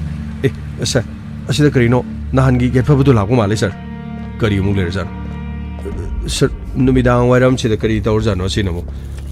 Somda la pio sir, somda la. Oh, sir. I see huzik. Kari do biroki. Ipapa kalisi ta khudungi tungi narabani. ताखोदमनु गारि कन्ना थौखिबदगी तानाबा फंग्रे कदमदु चलिबनो हाइबसु खंगु ngamखिद्रे अदुबु ताखोदमसे case असिदा सोइदना भाग यावरंगनि नते खुदुंगी मतुंगी नरिसिना करि मरंगी sir अइ मदु हाइजकी अइ लंबी दे सुम गारि थौरगा लापनि अदुगा लंबी मताइ ओइरबना मसक खंगदबा नहान अइगा खनखिबो मखोइ अनिदु खोंगना चलगा लेरमनि मखोइदुगी मपादु दैना गारिदु खामलगा मखोइ ngaikho haina tanabada gali amada phaujalga chenkre मधुदुगी अमुक अइना गाड़ी थोरो मखोइ मुक तानकी गाली अमदा मुक चेनसिनकी अमुक गालीदुगी ममांगदा अइना मुक थक्की मधुदुगी मखोइ अमुक चेनसिनकी कैथेन अदुदा मखोइ थीबो खंगिदि ngayak mafam अदुदा अइना कोइथि थीरबा मतुंगदा खंगहौदुना ताखोइदुम गाड़ी थौदरकी अदुगा गाड़ी अदु अइगी मांगदगी कन्ना थोरोगा चटकी अदुदी गाड़ी अदुगी मनुंगदा नहाना चिंगनरिबा मिसिंगदु तोंखिब्रो सर मखोइगी गाड़ीदो ग्लास अमुबदि tinted manung अदुदा कना तोंबगी हाइबा खंगो ngamti अदुदी खोइदुमना थबा मसुम चटपो ओइरमबदी कमदोबा सर मफम अदुदगी मखोइनि पुरगा महान चेनखिबगी मरमसे नहान थोखिबा थौदोक अदुदसु मदुदा अइखोइना खोइदुम चेनै हाइबो वाफमदु सर मदु चुंगदोरि अदोरबदी मियोय अनिदुगा खोइदुमगा सि मरि लेने सिनि सर मरि लेनबा सोइदन ओइगदोरि पान्थोइदे लंबीदे थलगा केन खंगलखिबसि खोइदुमननि खोइदुमगी मतुंगदा मु चप मानब वाहिदु सिजनरगा माना युमगी लंबी अमदा लाको मतमदा मसक खंगदबा मियोय अनिना थटलगा मंगोदा हाइखिबो वाफमसे अखोइगी मुंगदा थबक सुबा लाकपा यारोय हाइबो वाफमसे चप मानन हाइखिबा चप मानबो वाफम अमदा मियोय अनिना हारिबसिनदि मियोय अमगी प्लानदा थबक असि चथबोयगदोर अदुदी प्लान असि कनाननि हानिंगब सर प्लान अदुदी अइ कनाननो हाइबदि ngamti अदुबो अइगी इखुरा पकासना अदुगा ताखोइदु मखोइदि यामना लोइनबा मी ngakta मखोइना करी पांदम लेबनो मखोइगी अनिंगबा करी लेबगी हाइबदुदी सर अइ खंगो ngamti अदु बाइखोइना खोइदुमदि वाहंग पांगरे मांगना हाइरकपदा पांथोइदे माना फागी तौबनी हाइबो वाफमसे सर फागी तौबो ओइरबदी करीगिदमक्ता मांगना हाइबा चप मानबो वाफम अदु अइना फुखिबा मियोय अनिदुनसु वाफमसे चप मानना हाइगदोरिबनो सर मदुगी मथक्ता मखोइ अनि मफम अदुदा थेंगनरमलगा अइना कोइथि थेरगा ngahak लेर मतुंगदा ताखोइदुमना गाड़ी म थौखिबा गाड़ी अदुना ग्लास अमुबा सर आई am चिंगनै थौदोसिदा ताखोइदुम सोइदन यावरंगनि सर अदुगा सर मखोइ हुमना प्लान तौरगा ꯑꯩꯅ ꯃꯈꯣꯏ ꯑꯅꯤ ꯐꯨꯈꯤꯕꯒꯤꯗꯃꯛ ꯂꯃꯟ ꯈꯨꯝꯐꯝ ꯈꯪꯗꯗꯨꯅ ꯄꯥꯟꯊꯣꯏꯒꯤ ꯃꯧꯄꯥꯅꯨꯄꯥ ꯃꯉꯥꯜꯕꯨ ꯃꯈꯧꯔꯤ ꯃꯦꯈꯥꯏꯕ ꯁꯣꯏꯗꯅ ꯑꯣꯏꯔꯝꯒꯅꯤ ꯁꯥꯔ ꯌꯥꯏꯐꯕ ꯍꯣꯏ ꯑꯩꯈꯣꯏꯁꯨ ꯀꯦꯁ ꯑꯁꯤ ꯂꯣꯏꯁꯤꯟꯕ ꯉꯝꯗ꯭ꯔꯤ ꯁꯣꯏꯗꯅꯃꯛꯀꯤ ꯑꯩꯈꯣꯏ ꯂꯣꯏꯁꯤꯟꯅꯕꯗꯤ ꯍꯣꯠꯅꯒꯅꯤ ꯅꯍꯥꯛꯅ ꯍꯥꯏꯔꯤꯕ ꯋꯥꯐꯝꯗꯨ ꯑꯩꯈꯣꯏ ꯂꯧꯁꯤꯜꯂꯤ ꯈꯣꯏꯗꯨꯝꯅ ꯇꯁꯦꯡꯅꯃꯛ ꯃꯈꯣꯏ ꯑꯅꯤ ꯄꯨꯔꯒ ꯆꯠꯈꯤꯕ꯭ꯔꯥ ꯃꯤꯑꯣꯏ ꯑꯅꯤ ꯑꯗꯨ ꯀꯅꯥ ꯀꯅꯥꯅꯣ ꯑꯩꯈꯣꯏ ꯁꯣꯏꯗꯅꯃꯛꯀꯤ ꯈꯪꯗꯣꯛꯅꯕ ꯍꯣꯠꯅꯒꯦ ꯁꯥꯔ ꯇꯥꯎ ꯈꯣꯏꯗꯨꯝꯗ ꯍꯪꯂꯨꯔꯕꯗꯤ ꯃꯍꯥꯛ ꯄꯨꯗꯦ ꯃꯍꯥꯛ ꯈꯪꯗꯦ ꯍꯥꯏꯗꯨꯅ ꯁꯣꯏꯗꯅ ꯍꯥꯏꯔꯛꯀꯅꯤ ꯁꯥꯔ ꯑꯩꯅ ꯄꯥꯝꯕꯗꯤ ꯁꯥꯔ ꯃꯐꯝ ꯑꯗꯨꯒꯤ CCTV ꯐꯨꯇꯦꯖꯁꯤꯡꯗ ꯌꯦꯡꯉꯒ ꯇꯥꯎ ꯈꯣꯏꯗꯨꯝꯅ ꯃꯍꯥꯛꯀꯤ ꯒꯥꯔꯤ ꯑꯗꯨꯗ ꯃꯤꯑꯣꯏ ꯑꯅꯤ ꯄꯨꯈꯠꯂꯒ ꯆꯠꯈꯤꯕ꯭ꯔꯥ ꯍꯥꯏꯕꯁꯦ ꯁꯥꯔ ꯑꯩ ꯃꯐꯝꯗꯨꯁꯨ ꯇꯥꯛꯆꯒꯦ ꯃꯈꯣꯏꯅ ꯒꯥꯔꯤ ꯊꯧꯔꯒ ꯂꯥꯛꯈꯤꯕ ꯑꯗꯨꯒ ꯃꯈꯣꯏꯅ ꯃꯥꯡꯈꯤꯕ ꯃꯐꯝ ꯑꯗꯣ ꯑꯩ ꯃꯌꯦꯛ ꯁꯦꯡꯅ ꯇꯥꯛꯆꯒꯦ ꯐꯔꯦ ꯐꯕ ꯑꯩꯈꯣꯏ ꯈꯣꯏꯗꯨꯝꯗ ꯋꯥꯐꯝ ꯑꯁꯤ ꯑꯃꯨꯛ ꯍꯟꯅ ꯑꯩꯈꯣꯏ ꯔꯤꯃꯥꯏꯟ ꯇꯧꯒꯦ ꯑꯗꯨꯒꯤ ꯃꯈꯥ ꯇꯥꯔꯛꯄꯗ ꯑꯩꯈꯣꯏ ꯇꯉꯥꯏꯐꯗꯕ ꯂꯩꯔꯒꯗꯤ ꯅꯉꯣꯟꯗ ꯄꯥꯎ ꯄꯤꯔꯒ ꯀꯩꯊꯦꯜ ꯑꯗꯨꯗ ꯄꯨꯔꯒ ꯃꯈꯣꯏꯅ ꯆꯦꯟꯁꯤꯟꯈꯤꯕ ꯃꯐꯝ ꯑꯗꯨꯒ ꯈꯣꯏꯗꯨꯝꯅ ꯒꯥꯔꯤ ꯊꯧꯔꯒ ꯆꯠꯈꯤ ꯍꯥꯏꯕ ꯃꯐꯝ ꯑꯗꯣ ꯌꯦꯡꯃꯤꯟꯅꯔꯁꯤ ꯐꯔꯦ ꯁꯥꯔ ꯑꯩ ꯑꯃꯨꯛ ꯌꯥꯏꯐꯕ ꯂꯨꯍꯣꯡꯕꯒꯤ ꯋꯥꯐꯝꯗꯨꯗꯤ ꯁꯥꯔ ꯂꯨꯍꯣꯡꯕꯒꯤ ꯋꯥꯐꯝ ꯍꯌꯦꯡꯅꯤ ꯁꯥꯔ ꯍꯣꯡꯒꯗꯧꯔꯤꯕꯁꯦ ꯑꯣ ꯑꯗꯨꯗꯤ ꯌꯥꯏꯐꯕꯗ ꯑꯩꯅ ꯈꯪꯖꯅꯤꯡꯕ ꯋꯥꯐꯝ ꯑꯃꯇ ꯍꯪꯖꯒꯦ ꯌꯥꯒꯗ꯭ꯔꯣ ꯁꯥꯔ ꯍꯥꯏꯕꯤꯌꯨ ꯁꯥꯔ ꯑꯩ ꯋꯥꯐꯝꯁꯤ ꯌꯥꯏꯐꯕꯗꯕꯨꯗꯤ ꯍꯥꯏꯕꯨꯗꯤ ꯍꯥꯏꯈ꯭ꯔꯦ ꯀꯔꯤꯒꯨꯝꯕ ꯄꯥꯟꯊꯣꯏꯁꯤ ꯊꯥ 3ꯒꯤ ꯂꯨꯍꯣꯡꯉꯦꯅ ꯈꯜꯂꯁꯤ ꯑꯗꯨꯅ ꯃꯔꯝ ꯑꯣꯏꯔꯒ ꯄꯥꯟꯊꯣꯏꯁꯤ ꯑꯃꯨꯛ ꯍꯟꯅ ꯑꯇꯣꯞꯄ ꯅꯨꯄꯥ ꯑꯃꯗ ꯌꯨꯝ ꯄꯥꯟꯕ ꯁꯥꯔ ꯌꯨꯝ ꯄꯥꯟꯕꯒꯤꯗꯤ ꯑꯀꯥꯏꯕ ꯂꯩꯔꯣꯏ ꯃꯔꯝꯗꯤ ꯊꯥ 3ꯒꯤ ꯃꯇꯨꯡꯗ ꯄꯤꯒꯗꯧꯔꯤꯕꯁꯤ ꯗꯥꯏꯚꯣꯔꯁ ꯃꯍꯥꯛ ꯑꯇꯣꯞꯄ ꯅꯨꯄꯥ ꯑꯃꯗ ꯌꯨꯝ ꯄꯥꯟꯕ ꯌꯥꯒꯅꯤ ꯑꯗꯨꯕꯨ ꯅꯨꯄꯥ ꯑꯃꯗ ꯂꯩꯔꯨꯔꯕ ꯅꯨꯄꯤ ꯑꯃ ꯑꯇꯣꯞꯄ ꯅꯨꯄꯥ ꯑꯃꯅ ꯄꯨꯛꯆꯦꯟ ꯆꯥꯎꯅ ꯂꯧꯒꯦ ꯍꯥꯏꯅ ꯊꯣꯛꯂꯛꯂꯕꯕꯨꯗꯤ ꯀꯩꯁꯨ ꯀꯥꯏꯕ ꯂꯩꯇꯦ ꯑꯗꯨꯕꯨ ꯄꯥꯟꯊꯣꯏ ꯍꯧꯖꯤꯛ ꯐꯥꯎꯕꯗꯤ ꯂꯩꯁꯥꯕꯤꯅꯤ ꯊꯧꯗꯣꯛ ꯑꯗꯨ ꯊꯣꯛꯈ꯭ꯔ ꯃꯇꯨꯡꯗꯒꯤꯗꯤ ꯃꯧ ꯍꯥꯏꯕ ꯃꯤꯡꯊꯣꯟ ꯑꯁꯤ ꯐꯪꯒꯗꯧꯔꯤꯕꯅꯤ ꯁꯥꯔ ꯑꯩ ꯄꯨꯝꯅꯃꯛ ꯈꯪꯖꯩ ꯑꯗꯨꯕꯨ ꯃꯁꯤ ꯑꯩꯅ ꯁꯤꯟꯕ ꯅꯠꯇꯦ ꯑꯩꯒꯤ ꯏꯃꯨꯡ ꯃꯅꯨꯡꯅ ꯃꯈꯣꯏꯒꯤ ꯑꯅꯤꯡꯕ ꯑꯄꯥꯝꯕꯗꯨꯒꯤ ꯃꯇꯨꯡ ꯏꯟꯅ ꯁꯤꯟꯕꯅꯤ ꯑꯩ ꯃꯁꯤꯗ ꯑꯩꯒꯤ ꯑꯣꯏꯕ ꯅꯣꯂꯦꯖ ꯑꯃꯠꯇ ꯂꯩꯖꯗꯦ ꯍꯣꯏ ꯋꯥꯐꯝ ꯑꯁꯤ ꯌꯥꯏꯐꯕꯒꯁꯨ ꯑꯩꯈꯣꯏꯒ ꯈꯟꯅꯈ꯭ꯔꯦ ꯑꯗ ꯑꯩꯈꯣꯏ ꯁꯨꯝ ꯈꯪꯅꯤꯡꯕꯒꯤ ꯋꯥꯅꯤ ꯋꯥꯔꯧꯕ ꯌꯥꯗꯦ ꯑꯗꯨꯒ ꯋꯥꯐꯝ ꯑꯃꯅ ꯍꯥꯏꯕꯤꯌꯨ ꯁꯥꯔ ꯃꯉꯥꯜ ꯑꯃꯗꯤ ꯄꯥꯟꯊꯣꯏ ꯍꯧꯖꯤꯛ ꯁꯥꯔ ꯑꯩꯈꯣꯏꯒꯤ ꯌꯨꯝꯗ ꯃꯈꯣꯏꯒꯤ ꯀꯥ ꯑꯃ ꯁꯦꯝꯗꯨꯅ ꯊꯝꯃꯤ ꯑꯗꯨꯒ ꯄꯥꯟꯊꯣꯏꯒꯤ ꯃꯄꯥꯅꯨꯄꯥ ꯃꯍꯥꯛ ꯍꯣꯁꯄꯤꯇꯥꯜꯗ ꯆꯪꯕ ꯁꯦꯜ ꯄꯨꯝꯅꯃꯛ ꯑꯩꯒꯤ ꯏꯃꯥꯅ ꯂꯣꯏꯅ ꯄꯨꯊꯣꯛꯈ꯭ꯔꯦ ꯃꯁꯤ ꯈꯛꯇ ꯅꯠꯇꯦ ꯃꯍꯥꯛꯀꯤ ꯃꯄꯥꯅꯨꯄꯥꯕꯨ ꯃꯤ ꯑꯃ ꯑꯣꯏꯅꯕ ꯁꯦꯝꯕꯗ ꯑꯩꯒꯤ ꯏꯃꯥꯅ ꯊꯧꯗꯥꯡ ꯄꯨꯝꯅꯃꯛ ꯌꯥꯒꯅꯤ ꯀꯔꯤꯒꯨꯝꯕ ꯏꯃꯥꯅ ꯂꯥꯏꯕꯛ ꯊꯤꯈ꯭ꯔꯕꯁꯨ ꯏꯃꯥꯒꯤ ꯌꯥꯊꯪꯗꯤ ꯑꯩꯈꯣꯏꯅ ꯁꯣꯏꯗꯅ ꯉꯥꯛꯀꯅꯤ ꯌꯥꯝꯅ ꯆꯥꯎꯊꯣꯛꯆꯅꯤꯡꯉꯥꯏꯅꯤ ꯇꯁꯦꯡꯅ ꯍꯥꯏꯔꯕꯗꯤ ꯄꯥꯟꯊꯣꯏꯅ ꯃꯄꯥꯅꯨꯄꯥꯒꯤꯗꯃꯛ ꯃꯥꯒꯤ ꯄꯨꯟꯁꯤ ꯀꯠꯊꯣꯛꯑꯦ ꯍꯥꯏꯇꯥꯔꯦꯅꯦ ꯁꯥꯔ ꯑꯗꯨꯗꯤ ꯐꯔꯦꯅꯦ ꯍꯦꯄꯤ ꯃꯦꯔꯦꯖ ꯊꯥ 3 ꯈꯛꯀꯤ ꯍꯥꯏꯇꯥꯔꯦꯅꯦꯀꯣ ꯁꯥꯔ ꯑꯩꯕꯨ ꯂꯥꯟꯅ ꯁꯣꯏꯗꯅ ꯎꯕꯤꯔꯝꯒꯅꯤ ꯁꯥꯔ ꯂꯧꯗꯦ ꯏꯃꯨꯡ ꯃꯅꯨꯡꯒꯤ ꯏꯆꯤꯟ ꯏꯅꯥꯎ ꯏꯃꯥ ꯏꯄꯥ ꯃꯈꯣꯏꯅ ꯁꯤꯟꯕꯅꯦ ꯍꯥꯏꯕ ꯋꯥꯐꯝꯗꯨꯗꯤ ꯑꯩꯈꯣꯏꯁꯨ ꯈꯪꯖꯔꯦ ꯑꯗꯨꯕꯨ ꯌꯥꯏꯐꯕ ꯃꯤꯑꯣꯏꯕꯒꯤ ꯄꯨꯟꯁꯤꯁꯦ ꯃꯃꯜ ꯂꯩꯇꯦ ꯍꯥꯏꯅ ꯈꯟꯕꯗꯤ ꯌꯥꯕ ꯅꯠꯇꯦꯀꯣ ꯑꯩꯅ ꯂꯩꯔꯨꯕ ꯑꯩꯒꯤ ꯈꯣꯡꯐꯝ ꯑꯩꯒꯤ ꯁꯕꯝ ꯍꯥꯏꯇꯥꯔꯦ ꯁꯕꯝꯅ ꯂꯣꯏ ꯄꯨꯏꯌꯦꯕ ꯃꯤ ꯑꯃꯒꯤ ꯄꯨꯟꯁꯤꯗ ꯅꯨꯡꯉꯥꯏꯕ ꯌꯥꯏꯐꯕ ꯍꯥꯏꯕꯁꯦ ꯈ꯭ꯋꯥꯏꯗꯒꯤ ꯋꯥꯔꯤꯕ ꯃꯤ ꯑꯗꯨ ꯃꯍꯥꯛꯅ ꯂꯩꯔꯨꯕ ꯁꯕꯝ ꯑꯗꯨꯒꯤ ꯃꯈꯥ ꯄꯣꯜꯂꯦ ꯃꯍꯥꯛꯁꯨ ꯌꯥꯝꯅ ꯅꯨꯡꯉꯥꯏꯕ ꯏꯃꯨꯡ ꯑꯃꯗ ꯄꯣꯛꯂꯝꯕ ꯇꯥꯔꯒꯗꯤ ꯃꯍꯥꯛꯀꯤ ꯀ꯭ꯋꯥꯂꯤꯇꯤ ꯃꯍꯥꯛꯀꯤ ꯃꯒꯨꯟꯁꯤ ꯌꯥꯝꯅ ꯋꯥꯡꯒꯗꯧꯔꯤꯕꯅꯤ ꯍꯥꯏꯔꯤꯕ ꯑꯆꯨꯝꯕꯅꯤ ꯁꯥꯔ ꯐꯔꯦ ꯑꯗꯨꯗꯤ ꯑꯩꯈꯣꯏ ꯂꯩꯖꯧꯔꯒꯦ ꯁꯥꯔ ꯌꯥꯔꯒꯗꯤ ꯇꯥꯈꯣꯏꯗꯨꯝꯕꯨ ꯐꯅꯤ ꯑꯩꯈꯣꯏ ꯁꯣꯏꯗꯅꯅꯦ ꯑꯩꯈꯣꯏꯒꯤ ꯃꯥꯏꯀꯩꯗꯒꯤ ꯇꯧꯕ ꯌꯥꯕꯗꯣ ꯇꯧꯖꯩ ꯂꯨꯍꯣꯡꯕꯒꯤ ꯊꯕꯛꯇꯣ ꯍꯥꯟꯅ ꯄꯥꯡꯊꯣꯛꯄꯤꯔꯣ ꯑꯗꯨꯒ ꯇꯉꯥꯏꯐꯗꯕ ꯂꯩꯔꯒꯗꯤ ꯃꯥꯅ ꯒꯥꯔꯤ ꯇꯣꯡꯈꯤ ꯍꯥꯏꯕ ꯑꯗꯨꯒ ꯃꯥꯒꯤ ꯒꯥꯔꯤꯗ ꯌꯥꯎꯗꯦ ꯍꯥꯏꯕꯗꯨ CCTV ꯀꯦꯃꯦꯔꯥꯗ ꯀꯔꯤꯒꯨꯝꯕ ꯐꯪꯉꯒꯗꯤ ꯑꯩꯈꯣꯏ ꯃꯤꯗꯨ ꯀꯅꯥꯅꯣ ꯍꯥꯏꯕꯗꯨ ꯁꯣꯏꯗꯅ ꯄꯨꯊꯣꯛꯅꯕ ꯍꯣꯠꯅꯒꯦ ꯐꯔꯦ ꯁꯥꯔ ꯑꯗꯨꯗꯤ ꯑꯩ ꯑꯃꯨꯛ ꯌꯧꯖꯔꯒꯦ ꯁꯥꯔ ꯐꯅꯤ ꯌꯧꯕꯤꯔꯣ ꯁꯥꯔ ꯀꯔꯤꯅꯣ ꯈꯪꯗꯦꯗ ꯑꯩꯅꯅꯦ ꯇꯥꯕꯗ ꯅꯨꯡꯉꯥꯏꯇꯕꯁꯦ ꯁꯥꯔ ꯀꯔꯤ ꯍꯥꯏꯒꯗꯕꯅꯣ ꯈꯪꯗꯦ ꯊꯥ 3ꯒꯤ ꯂꯨꯍꯣꯡꯕꯒꯤ ꯃꯇꯥꯡꯁꯦ ꯁꯥꯔ ꯃꯁꯤꯕꯨ ꯀꯔꯤ ꯍꯥꯏꯗꯣꯔꯤꯕꯅꯣ ꯈꯪꯗꯦꯗ ꯁꯥꯔ ꯒꯝꯍꯩ ꯏꯃꯨꯡ ꯃꯅꯨꯡꯒꯤ ꯑꯅꯤꯡꯕ ꯑꯄꯥꯝꯕꯅꯤ ꯃꯈꯣꯏꯅ ꯌꯥꯅꯈꯤꯕꯗꯤ ꯑꯩꯈꯣꯏꯅ ꯊꯤꯡꯕ ꯌꯥꯕꯁꯨ ꯅꯠꯇꯦ ꯑꯩꯈꯣꯏꯅ ꯐꯥꯔꯒ ꯂꯨꯍꯣꯡꯕ ꯌꯥꯔꯣꯏ ꯍꯥꯏꯔꯨꯕꯗꯤ ꯌꯥꯕ ꯅꯠꯇꯦꯗꯅ ꯑꯁ ꯈꯪꯗ꯭ꯔꯦꯗ ꯀꯔꯤ ꯍꯥꯏꯒꯗꯕꯅꯣ ꯖꯥꯠꯁꯦ ꯍꯧꯖꯤꯛꯀꯥꯟꯁꯦ ꯑꯗꯨꯝ ꯂꯣꯏꯅ ꯂꯩꯕꯖꯥꯠꯅꯤꯀꯣ ꯑꯁ ꯇꯁꯦꯡꯅ ꯍꯥꯏꯔꯕꯗꯤ ꯃꯣꯏꯒꯤ ꯈꯨꯗꯨꯝ ꯍꯥꯏꯔꯤꯗꯨꯅ ꯁꯥꯔ ꯃꯤꯗꯣ ꯑꯃꯨꯛ ꯄꯨꯔꯒ ꯑꯃꯨꯛ ꯆꯠꯈꯤꯕ ꯖꯥꯠꯂ ꯃꯥꯅ ꯑꯃꯨꯛ ꯀꯝꯄ꯭ꯂꯦꯟ ꯇꯧꯔꯝꯃꯤꯁꯤꯅ ꯁꯥꯔ ꯃꯥꯁꯨ ꯑꯁꯦꯡꯕ ꯑꯆꯨꯝꯕ ꯑꯃꯗꯤ ꯈꯪꯅꯤꯡꯕ ꯑꯣꯏꯔꯝꯒꯅꯤ ꯑꯗꯨꯕꯨ ꯈꯣꯏꯗꯨꯝꯅ ꯇꯁꯦꯡꯅ ꯃꯤꯑꯣꯏ ꯑꯅꯤ ꯑꯗꯨ ꯒꯥꯔꯤꯗ ꯄꯨꯔꯒ ꯆꯠꯈ꯭ꯔꯤꯕ꯭ꯔꯥ ꯀꯔꯤꯒꯨꯝꯕ ꯆꯠꯂꯝꯕ ꯇꯥꯔꯒꯗꯤ ꯈꯣꯏꯗꯨꯝ ꯑꯃꯗꯤ ꯃꯤꯑꯣꯏ ꯑꯅꯤꯗꯨꯒ ꯃꯔꯤ ꯂꯩꯅꯔꯝꯃꯒꯅ ꯇꯁꯦꯡꯅꯃꯛ ꯄꯥꯟꯊꯣꯏꯒꯤ ꯃꯄꯥꯅꯨꯄꯥꯗ ꯂꯃꯟ ꯈꯨꯝꯈꯤꯕ ꯊꯣꯛꯈꯤꯕ ꯊꯧꯗꯣꯛꯁꯤ ꯃꯔꯤ ꯂꯩꯅꯔꯝꯒꯗ꯭ꯔꯥ ꯑꯦꯅꯤꯋꯦ ꯑꯩꯈꯣꯏ ꯏꯟꯐꯣꯔꯃꯔ ꯊꯥꯗꯣꯛꯂꯒ ꯀꯔꯤ ꯂꯩꯒꯦ ꯍꯥꯏꯕꯗꯨꯁꯨ ꯀꯨꯞꯅ ꯌꯦꯡꯉꯂꯁꯤ ꯑꯗꯨꯒ ꯃꯤꯑꯣꯏ ꯑꯅꯤꯗꯨ ꯀꯅꯥꯅꯣ ꯈꯪꯅꯅꯕꯒꯤꯗꯃꯛ ꯈꯣꯏꯗꯨꯝꯒꯤ ꯃꯔꯝꯗ ꯑꯩꯈꯣꯏ ꯀꯨꯞꯅ ꯑꯃꯨꯛ ꯊꯤꯖꯅꯕ ꯇꯧꯁꯤ ꯑꯩ ꯏꯟꯐꯣꯔꯃꯔꯁꯤꯡꯗ ꯄꯥꯎ ꯈꯔ ꯄꯤꯅꯕ ꯇꯧꯒꯦ ꯐꯅꯤ ꯁꯥꯔ ꯈꯪꯗ꯭ꯔꯦꯗ ꯀꯔꯤ ꯍꯥꯏꯒꯗꯕꯅꯣ ꯍꯧꯖꯤꯛꯀꯥꯟꯁꯦ ꯖꯥꯖꯥꯅꯤꯀꯣ ꯄꯥꯎꯗꯅ ꯀꯔꯤꯅꯣ ꯇꯥꯕ ꯅꯨꯡꯉꯥꯏꯇꯕ ꯃꯌꯥꯝ ꯑꯃ ꯌꯥꯎꯔꯤꯕ ꯆꯦꯟꯈ꯭ꯔꯦꯒ ꯆꯣꯡꯈ꯭ꯔꯦꯒ ꯀꯔꯤꯒ ꯑꯁ ꯈꯪꯗꯦꯗ ꯍꯧꯖꯤꯛꯀꯥꯟꯁꯤ ꯃꯧꯅ ꯆꯦꯟꯅꯤꯡꯕꯒꯤ ꯖꯥꯠꯁꯦ ꯑꯗꯨꯛꯀꯤ ꯃꯇꯤꯛ ꯌꯥꯝꯅ ꯆꯦꯟꯅꯤꯡꯕꯖꯥꯠꯅꯤ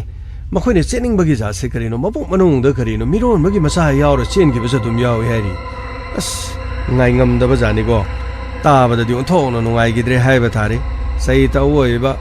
ꯅꯆꯥꯗꯨꯗꯁꯨ ꯐꯖꯅ ꯑꯗꯨꯝ ꯄꯣꯛꯑꯝꯃꯒ ꯀꯔꯤꯅꯣ ꯍꯌꯦꯡ ꯃꯆꯥꯗꯨꯒꯤ ꯃꯐꯝ ꯈꯪꯅ ꯁꯤꯟꯕꯤꯔꯝꯃꯒ ꯆꯠꯈ꯭ꯔꯗꯤ ꯐꯩ ꯑꯉꯥꯡ ꯑꯃꯅ ꯑꯃꯨꯛ ꯏꯃꯥꯅ ꯀꯞꯄꯒ ꯑꯃꯨꯛ ꯇꯧꯕꯗꯣ ꯑꯃꯨꯛ ꯊꯥꯒꯠꯂꯛꯏ ꯁꯣꯁꯤꯌꯦꯜ ꯃꯦꯗꯤꯌꯥꯗ ꯑꯁ ꯈꯪꯗꯦꯗ ꯀꯔꯤꯅꯣ ꯍꯥꯏꯒꯗꯕꯁꯦ ꯈꯪꯗ꯭ꯔꯦ ꯁꯣꯝ ꯅꯥꯀꯟꯗꯅ ꯑꯃꯨꯛ ꯍꯌꯦꯡ ꯊꯥ 3ꯒꯤ ꯑꯃꯨꯛ ꯂꯨꯍꯣꯡꯒꯗꯧꯔꯤ ꯍꯥꯏꯔꯤ ꯑꯁ ꯃꯁꯤꯅ ꯑꯃꯨꯛ ꯀꯝꯗꯧꯕꯅꯣ ꯈꯪꯗꯦꯅꯦ ꯊꯥ 3ꯒꯤ ꯃꯇꯨꯡꯗ ꯑꯃꯨꯛ ꯀꯥꯏꯅꯔꯀꯥꯟꯗ ꯏꯃꯨꯡ ꯑꯗꯨꯗ ꯑꯃꯨꯛ ꯂꯨꯍꯣꯡꯕ ꯑꯃꯁꯨ ꯊꯣꯛꯀꯗꯧꯔꯤ ꯍꯥꯏꯕ꯭ꯔꯥ ꯀꯩꯅꯣꯝ ꯍꯥꯏꯔꯤ ꯂꯨꯍꯣꯡꯕꯗꯨꯅ ꯑꯃꯨꯛ ꯀꯝꯗꯧꯒꯗꯧꯔꯤꯅꯣ ꯈꯪꯗ꯭ꯔꯦꯅꯦ ꯀꯅꯥꯅ ꯑꯃꯨꯛ ꯍꯣꯡꯉ ꯀꯅꯥꯅ ꯑꯃꯨꯛ ꯂꯩꯒꯗꯧꯔꯤꯕꯅꯣ ꯈꯪꯗꯦꯗ ꯍꯣꯏ ꯁ꯭ꯋꯥꯏꯗ ꯒꯥꯔꯤ ꯑꯃꯗ ꯈꯪ ꯃꯤ ꯑꯇꯩ ꯂꯩꯕ꯭ꯔꯥ ꯌꯦꯡꯉꯨ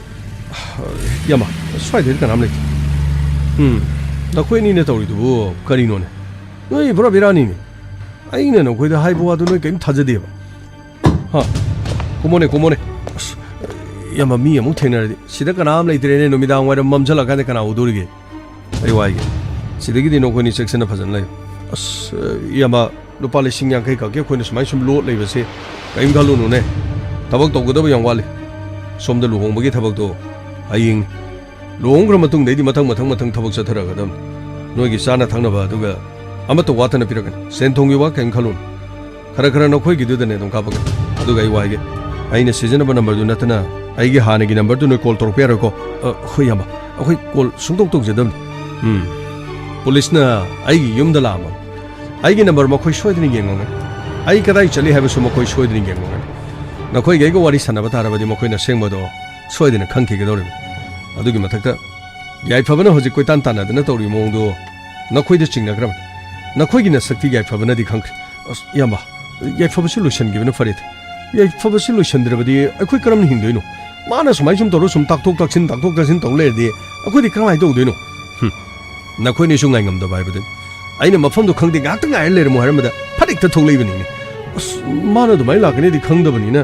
ꯌꯥꯔꯦ ꯇꯣ ꯅꯈꯣꯏ ꯑꯅꯤꯕꯨ ꯄꯨꯔꯒ ꯂꯥꯛꯄꯗ ꯁꯣꯔꯣꯛ ꯃꯇꯥꯏꯗ ꯃꯥꯅ ꯂꯦꯞꯇꯨꯅ ꯌꯦꯡꯍꯧꯔꯤꯕꯗꯣ ꯑꯩ ꯈꯪꯉꯤ ꯑꯩꯕꯨꯗꯤ ꯃꯍꯥꯛꯅ ꯈꯔ ꯆꯤꯡꯅꯔꯝꯒꯅꯤ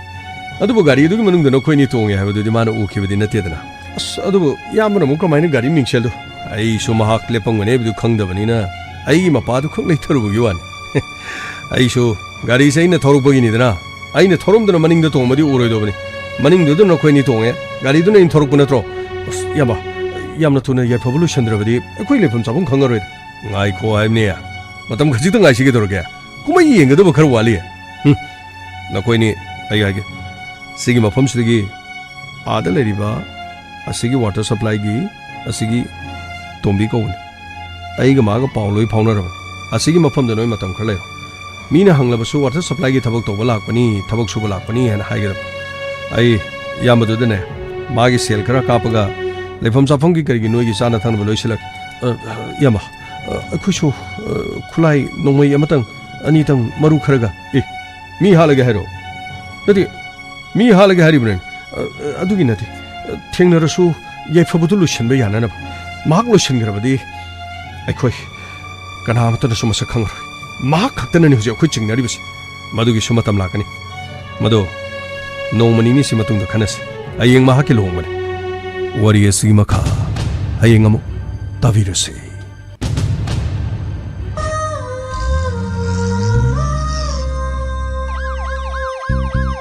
Lakle lakle Inspector Tayai Tayai Tayai Lakle lakle Lakle lakle Inspector Tayai Tayai Tayai Uthanaba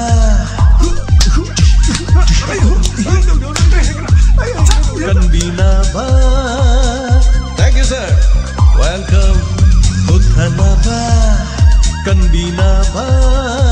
Inspector Tayai Tayai Tayai Lakle Lakle Inspector Tayai Tayai Tayai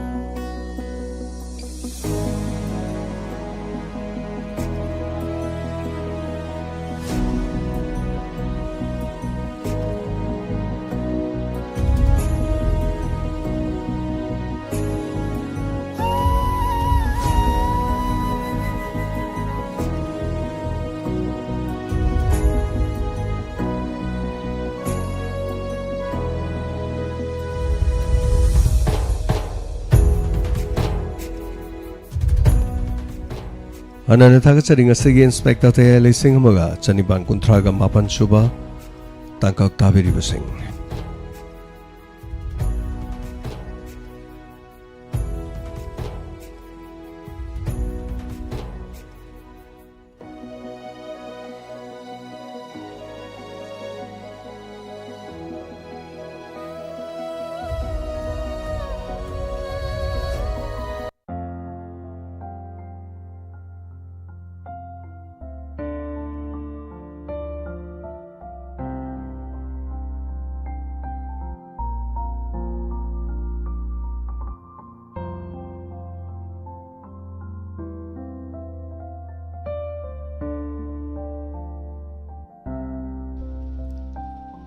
Hanana Tagachering a Sige, Inspector Te Tankakta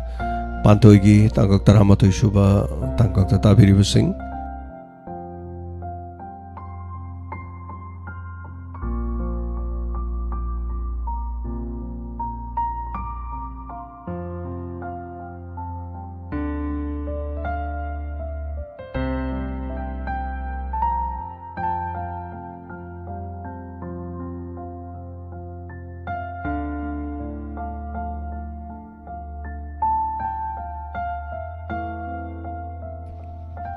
Asigi Thoromasigi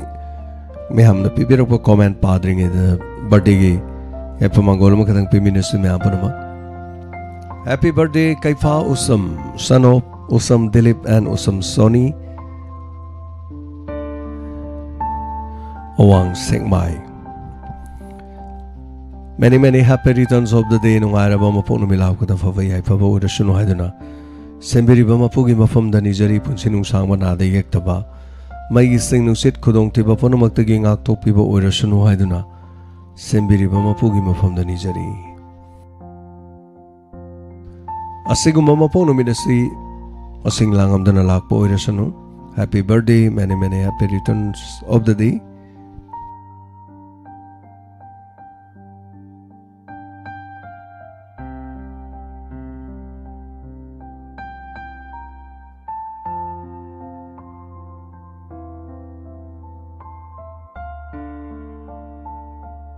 Thank you so much, Tagachari, Usam Dilip and Usam Soni. Adugo machay bangogi punsi nung sangba may sing nung sikudong tiba po na magting auto pibo or suno hay doon nizari. Nga sige wari kam no bibigay tabiri basing na bibiro po comment section dagi ko robo kuman. Tuitoy sapam Tagachari Santi Laishram tabare kanesa Sosila Okram Santi Laishram Kuraiza Memi. Wari makang ay jari takpirak pa aduga Tagachari aduga sorokay bang bibemsa. Hanana Tagachari Sabir Maivam Tokchom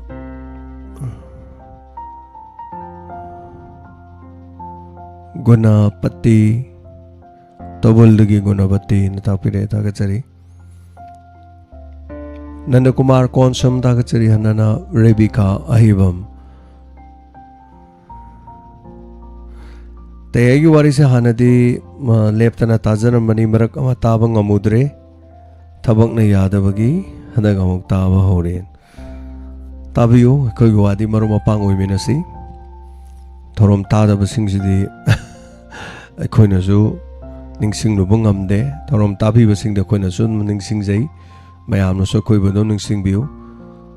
thorom tada bagay koi ga sidi torban wang mani haitare koi no hona jai si Thorom Tana Bainam. Ado so am na koi hona jaisi tabi dragati torban wang mo oy ai thai adana nungsi biu koi no hona jaribe thabang na chin bal leiraga su tabi rudraga su matam khara leiraga na tabi re haidana takpirak pagi dam khani ale tana thagachari promotaurem thagachari Helen Maibam Jendai Gonmai. Thank you so much. No maite mamta Kuraiza Memi Wahang Mam Sobita Asina Singba Asigi Tangkak the Yawiri Basing Punamok Tagacharaga Asigi Facebook Live to Libiri Basing Manung the Kamnam Santi Balas is Gita Toksom Sunita Suras no Maitem Hobam Priya Luinana Soro Devi Santi Bala Kangembam Inau Biwahing Bam Kamala Angom Subhasandra Angom Sarungbam Ahanbi Hari Basing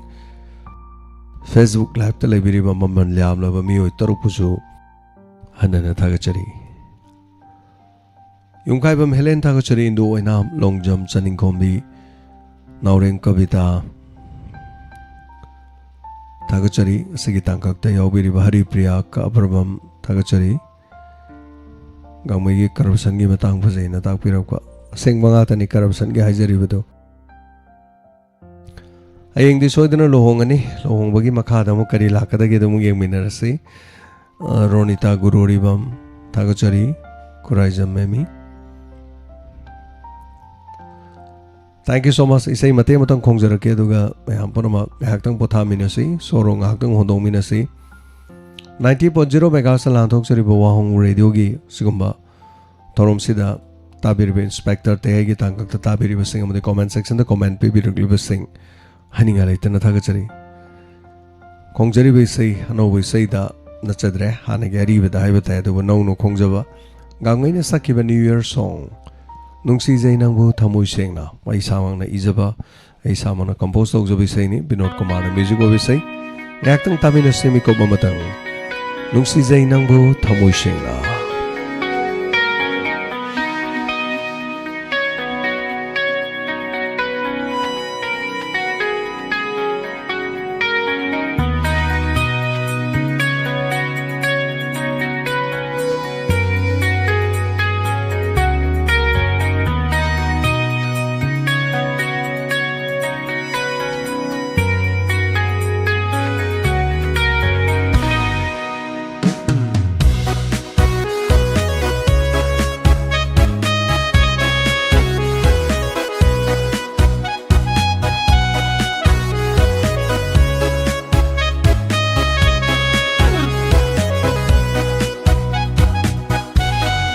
nungsi jainangbu thamoi sengna ahanba thengnaba mikutudagi naurure hairo nungsi amuka aigi paukum pibiyo haibiyo aibu nungsi haina nungsibi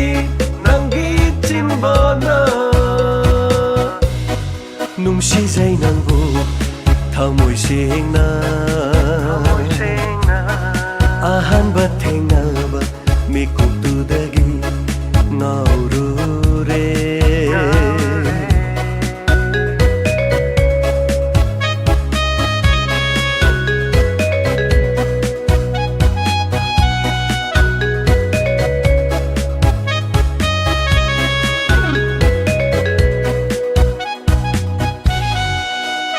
mangla taibang anida nangbu uduna talaire mangla taibang anida nangbu uduna talaire aigi inakale piro nangna umsigi oina aigi inakale piro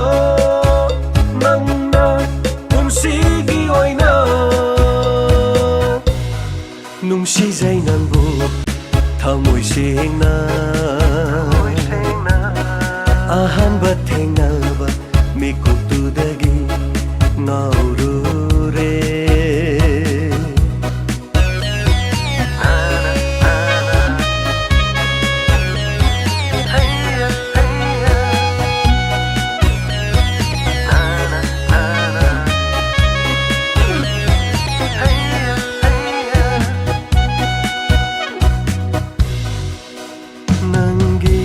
nungsiba minota ngaure aidi pungau ngaure nanggi nungsiba wahaida sum hapire aibu uizage nangse aitagi nangbu unsigi oina uizage nangse aitagi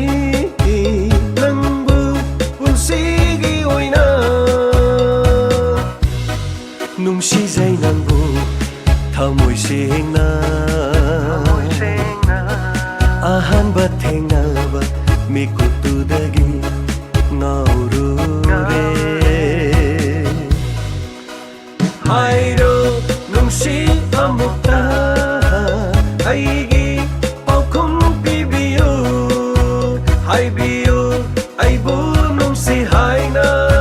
nungsibi nungsi jainangbu thamoi sengna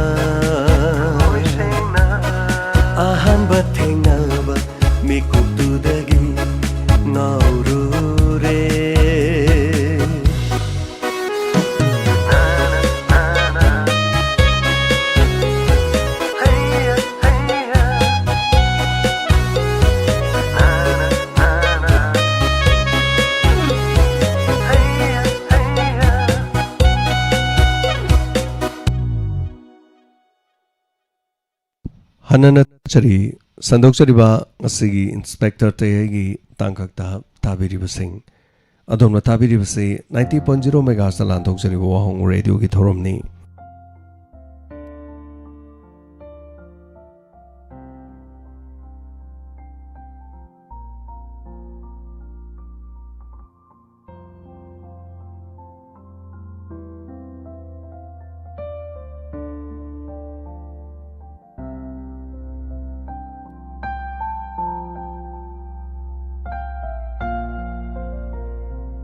Hayeng asi Diamond TV gi yamna marui ba thorom amani Diamond Donors thorom asigi dama same saba hujimak yam loisilagle koi gi staff sing leijari be admin sing yam bonamana makoi gi ngamjaba thak to honajari tomam sabang khangdaba makai mayam ge kadai de kari de soi gi ge de ge haidena yam kanu honabiri hauji so koi Gobin अखोगी stay सारीबा असगी मनाक्ता तुमदना लेरी है बतारे Govin admin अदुगा अखोगी नाउसिंग याम कनो होनबी थबक आई लेला चलो बहलकपने अंगांगसिना होनबा आई याउद्रगसु मखोइन होनबिरंबा है बताए मखोइन ngamjaba thak होनबिरंबा इसादा थमोइदा अपेनबा फावे ngamdabagi wani inausing aduga tawiriba mayamna mखोइन होनबिरिबसे सुकी मतिक ममन यामी चांगेंग अमनि है बताए हयेंग आई लेत्र मतुंग तौगद्रा तौरोइद्रा इथंदा बो खल्ली है तारे अदो आई सुंगाव गाउद्रा सुमोय मैम होनबिबदो अदुना याम नोंगाजे सिदा ओरिजिन मैम से यंबियो कोई दाम दोनों से स्टेज है से कोई गोबिन कॉमन ने से तुम अहिंग से तुमिनी याम नोंगाजे होनबिरिबा से तौरिबा मैम सेम सारिबा सिंग कोई स्टाफ सिंग होनबिरिबा तौबिरिबा मैम हाइतरे ममन याम जामी आइगी चाइना हाउस सिंग होनरिबा तौरिबा सिनी अदुना मसे करिगी दमक्ता नोमदि कोई मसी तौरगा करी तौगे कोइदा पैसा फंगब्रा सेल फंगब्रा चेंग फंगब्रा सना फंगब्रा करी फंगे करीम फंगदे कोइदा फंगी से करी नो हाइतारगदि ह्यूमैनिटी हाइबतारेको as a human being madugi damakta ni laikhidraba taret ki photo ni sida leirise makhoi taret si akhoi gi katokpa ga loina na pacham sama thangkatana wana do saruk ya biramaba amalyam la bangakta ni adana koi gi chahi khara sida mathang mathang laikhidaba haibatai adana hoji bawada mi taret chukre active oiba member ngakta ni active ओइदबा यावरमगा लेखिदबा सु यावई यावरमगा लेखिदबा खोदा सेन होलक्तबन और अखोई function यावद्रबा theorem यावदबा सुदुम लै अदुदा थारगबदि मियोय खरादुम अमानी जो ओरम दौ माले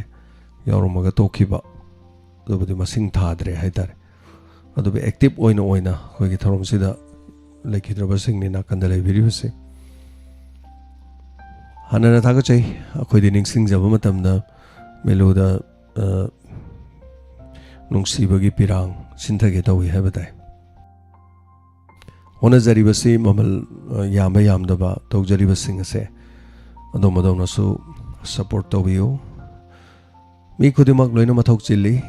नोमगी मी मगी तौतोरकपा मी मना तौरिबा तबक थोरमसिंग है बतारे ममल लेतना मसाना कथो काना खोजि तौजरिजि ह्यूमैनिटी सर्विस नि खला कांदनि होनजरि से हाइतारे नुंगाइजबदो मयामना थोरमस्ति यावबो ngamdragaso honajariba singasa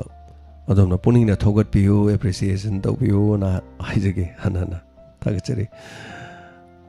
aina halakpa matamda hojik lela halakpa ngairi khoi govinji smai tom le ahin kawrubada yamba na makok chi satli thorokwan kyam nuksi aina bisnupur da chalaga humanity service ne na bisnupur da aina smaina ahin lekpu ngamudong natte maram da ai thabak sina haitare thabak sina koma gadi ngamoidobudi natte अद इनाउक्सिंग आइगी लेजरिबसिंग सिना तोक्थोरकपदे इसा इथंदा नुंगाइजबा मदि नुंगसीबना थुमला कांदा थमोइदा हाइतारे कपनिंगबा हराउमंदना कपे हेदो पुनिंगदा फावे हाइताय अंदा खैगिदि diamond family लेबिरिबा मयामनो share तौजबे वानी वनजबे वानी मसे खैगी इगो सु नते अदुगा ꯑꯩꯈꯣꯏꯒꯤ ꯅꯥꯄꯜꯁꯨ ꯅꯠꯇꯦ ꯑꯩꯈꯣꯏꯅ ꯇꯧꯖꯔꯤꯕ ꯈꯔꯗꯣ ꯑꯣ ꯃꯣꯏ ꯗꯥꯏꯃꯟ ꯗꯣꯅꯔꯁꯦ ꯁꯨꯃꯥꯏꯅ ꯇꯧꯕ ꯑꯣꯏꯔꯦ ꯍꯥꯏꯗꯣ ꯈꯪꯍꯟꯖꯅꯤꯡꯗꯅ ꯇꯧꯖꯕꯒꯤ ꯋꯥꯅꯤ ꯍꯥꯏꯇꯥꯔꯦ Anyway, thank you so much. Thakachari Hanana Sanokjariba Thorom 90.0 Megahertz WAHONG Radio ki Thoromda Oleh ada di pamji kayu, kata di pamji mai ba, hari kari ki pamba. Hena matungda kayarak hena Hauji lo shalo jing kum dro. Hayang kaim to roi dine. Kodi baton tawjade VIP culture leijade Asom sabui do kadang thal lo ram ne baton tawde MLA ma to baton tawde bol lep kadaba mi to baton tawjade aduga Congress BJP leijade koida vote ki di aning ba pa ma do ma do gedum tawbiu adu Imphal lawai haiba leijade akhun honazari sidi haiba tai aduga adom as a human being miyoi ba mo oiraba adu rai taragadi miyoi ba mo ina miyoi ba awa Sisu na karen kullo. mi amana ma bu ka Hayang kita makta sem sabal lo deh ya na. mi nai bu sui kai ko Kulpo do yani na, nalo to soga. tane koi gi to pa kan to leijade Lagi na nangi fan ki cover lang to ba. ko amata da baton namaga baton chepi de everybody loinamag haiba tare Imphal da leirasu khungam da leirasu lojing nya da leirasu aikoi bu nungsibiragadi adom la amadi yam lam da pham leram aikoina mata sabra kaino thonglaw hangdok chaduna thamjai masidagi henba aikoi ge topa kari go mawta leijadi jau kiran ngasidi yamna ishorda so khoina thongni minasi thoromasi da mai mutpi daba kari gi no haradi akoi je khara mai je problem khara lei hai tar adana mai gi problem lei banina adu main khar lei anyway mai mutpi daba apan arak thopi daba tawjagador be thoromase nungai ba harau ba natte mapok no meni pangthok kadorsi asumna mapok no mir pangthor kone chahi mapan ni hena miyang gi thogol tawduno laklaba diamond donors sigi Thoromni khoi gi oiba lampak leijade khoi gi oiba lam leijade sumangdani honajari ba tawjari base aduna saruk yamina se puna mang lapiduna thorom asida isai sakpa masina khoi gi thorom sigi maru oiba natte thorom si laaga saruk yabado adu khaktani aduna isai sakpa da mi chama isai sakpa mi marphu isai sakpa je sai khudingi tawi andakti madu tawroroi khara khona lokot pa khara dum salaga dum loisin jagani aduga thengba faw leibe singdi leiriba sing dum sanjage adugi sei sakpa kakta nate khoi thorom se aduna kathokpani awana gi dam lemina sei haibo from je thamjara kanda puksen khojen tinaba mayam punamak lengsin biro lakpiu honajari ba mayam punamak kasigi diamond donors ki thorom asigi dama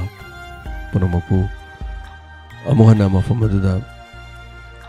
ngai duno leijaram ge mayam punamak ngasigi damak tadi 90.0 megahertz lanthok jir WAHONG radio ki thorom loisin jabige abda luxury punamaku kurumjari hayeng diamond donors ki thorom asida punamak thengna minerasi imalebana yai fare sana lebana yai fare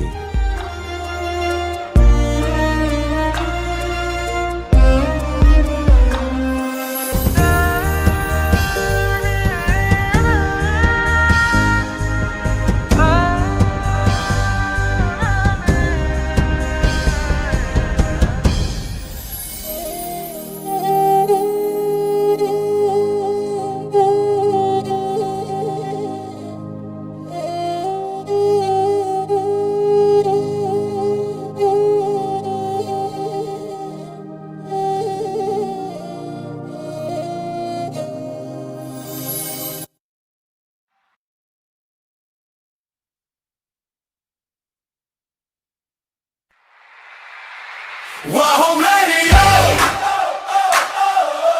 WAHONG Radio!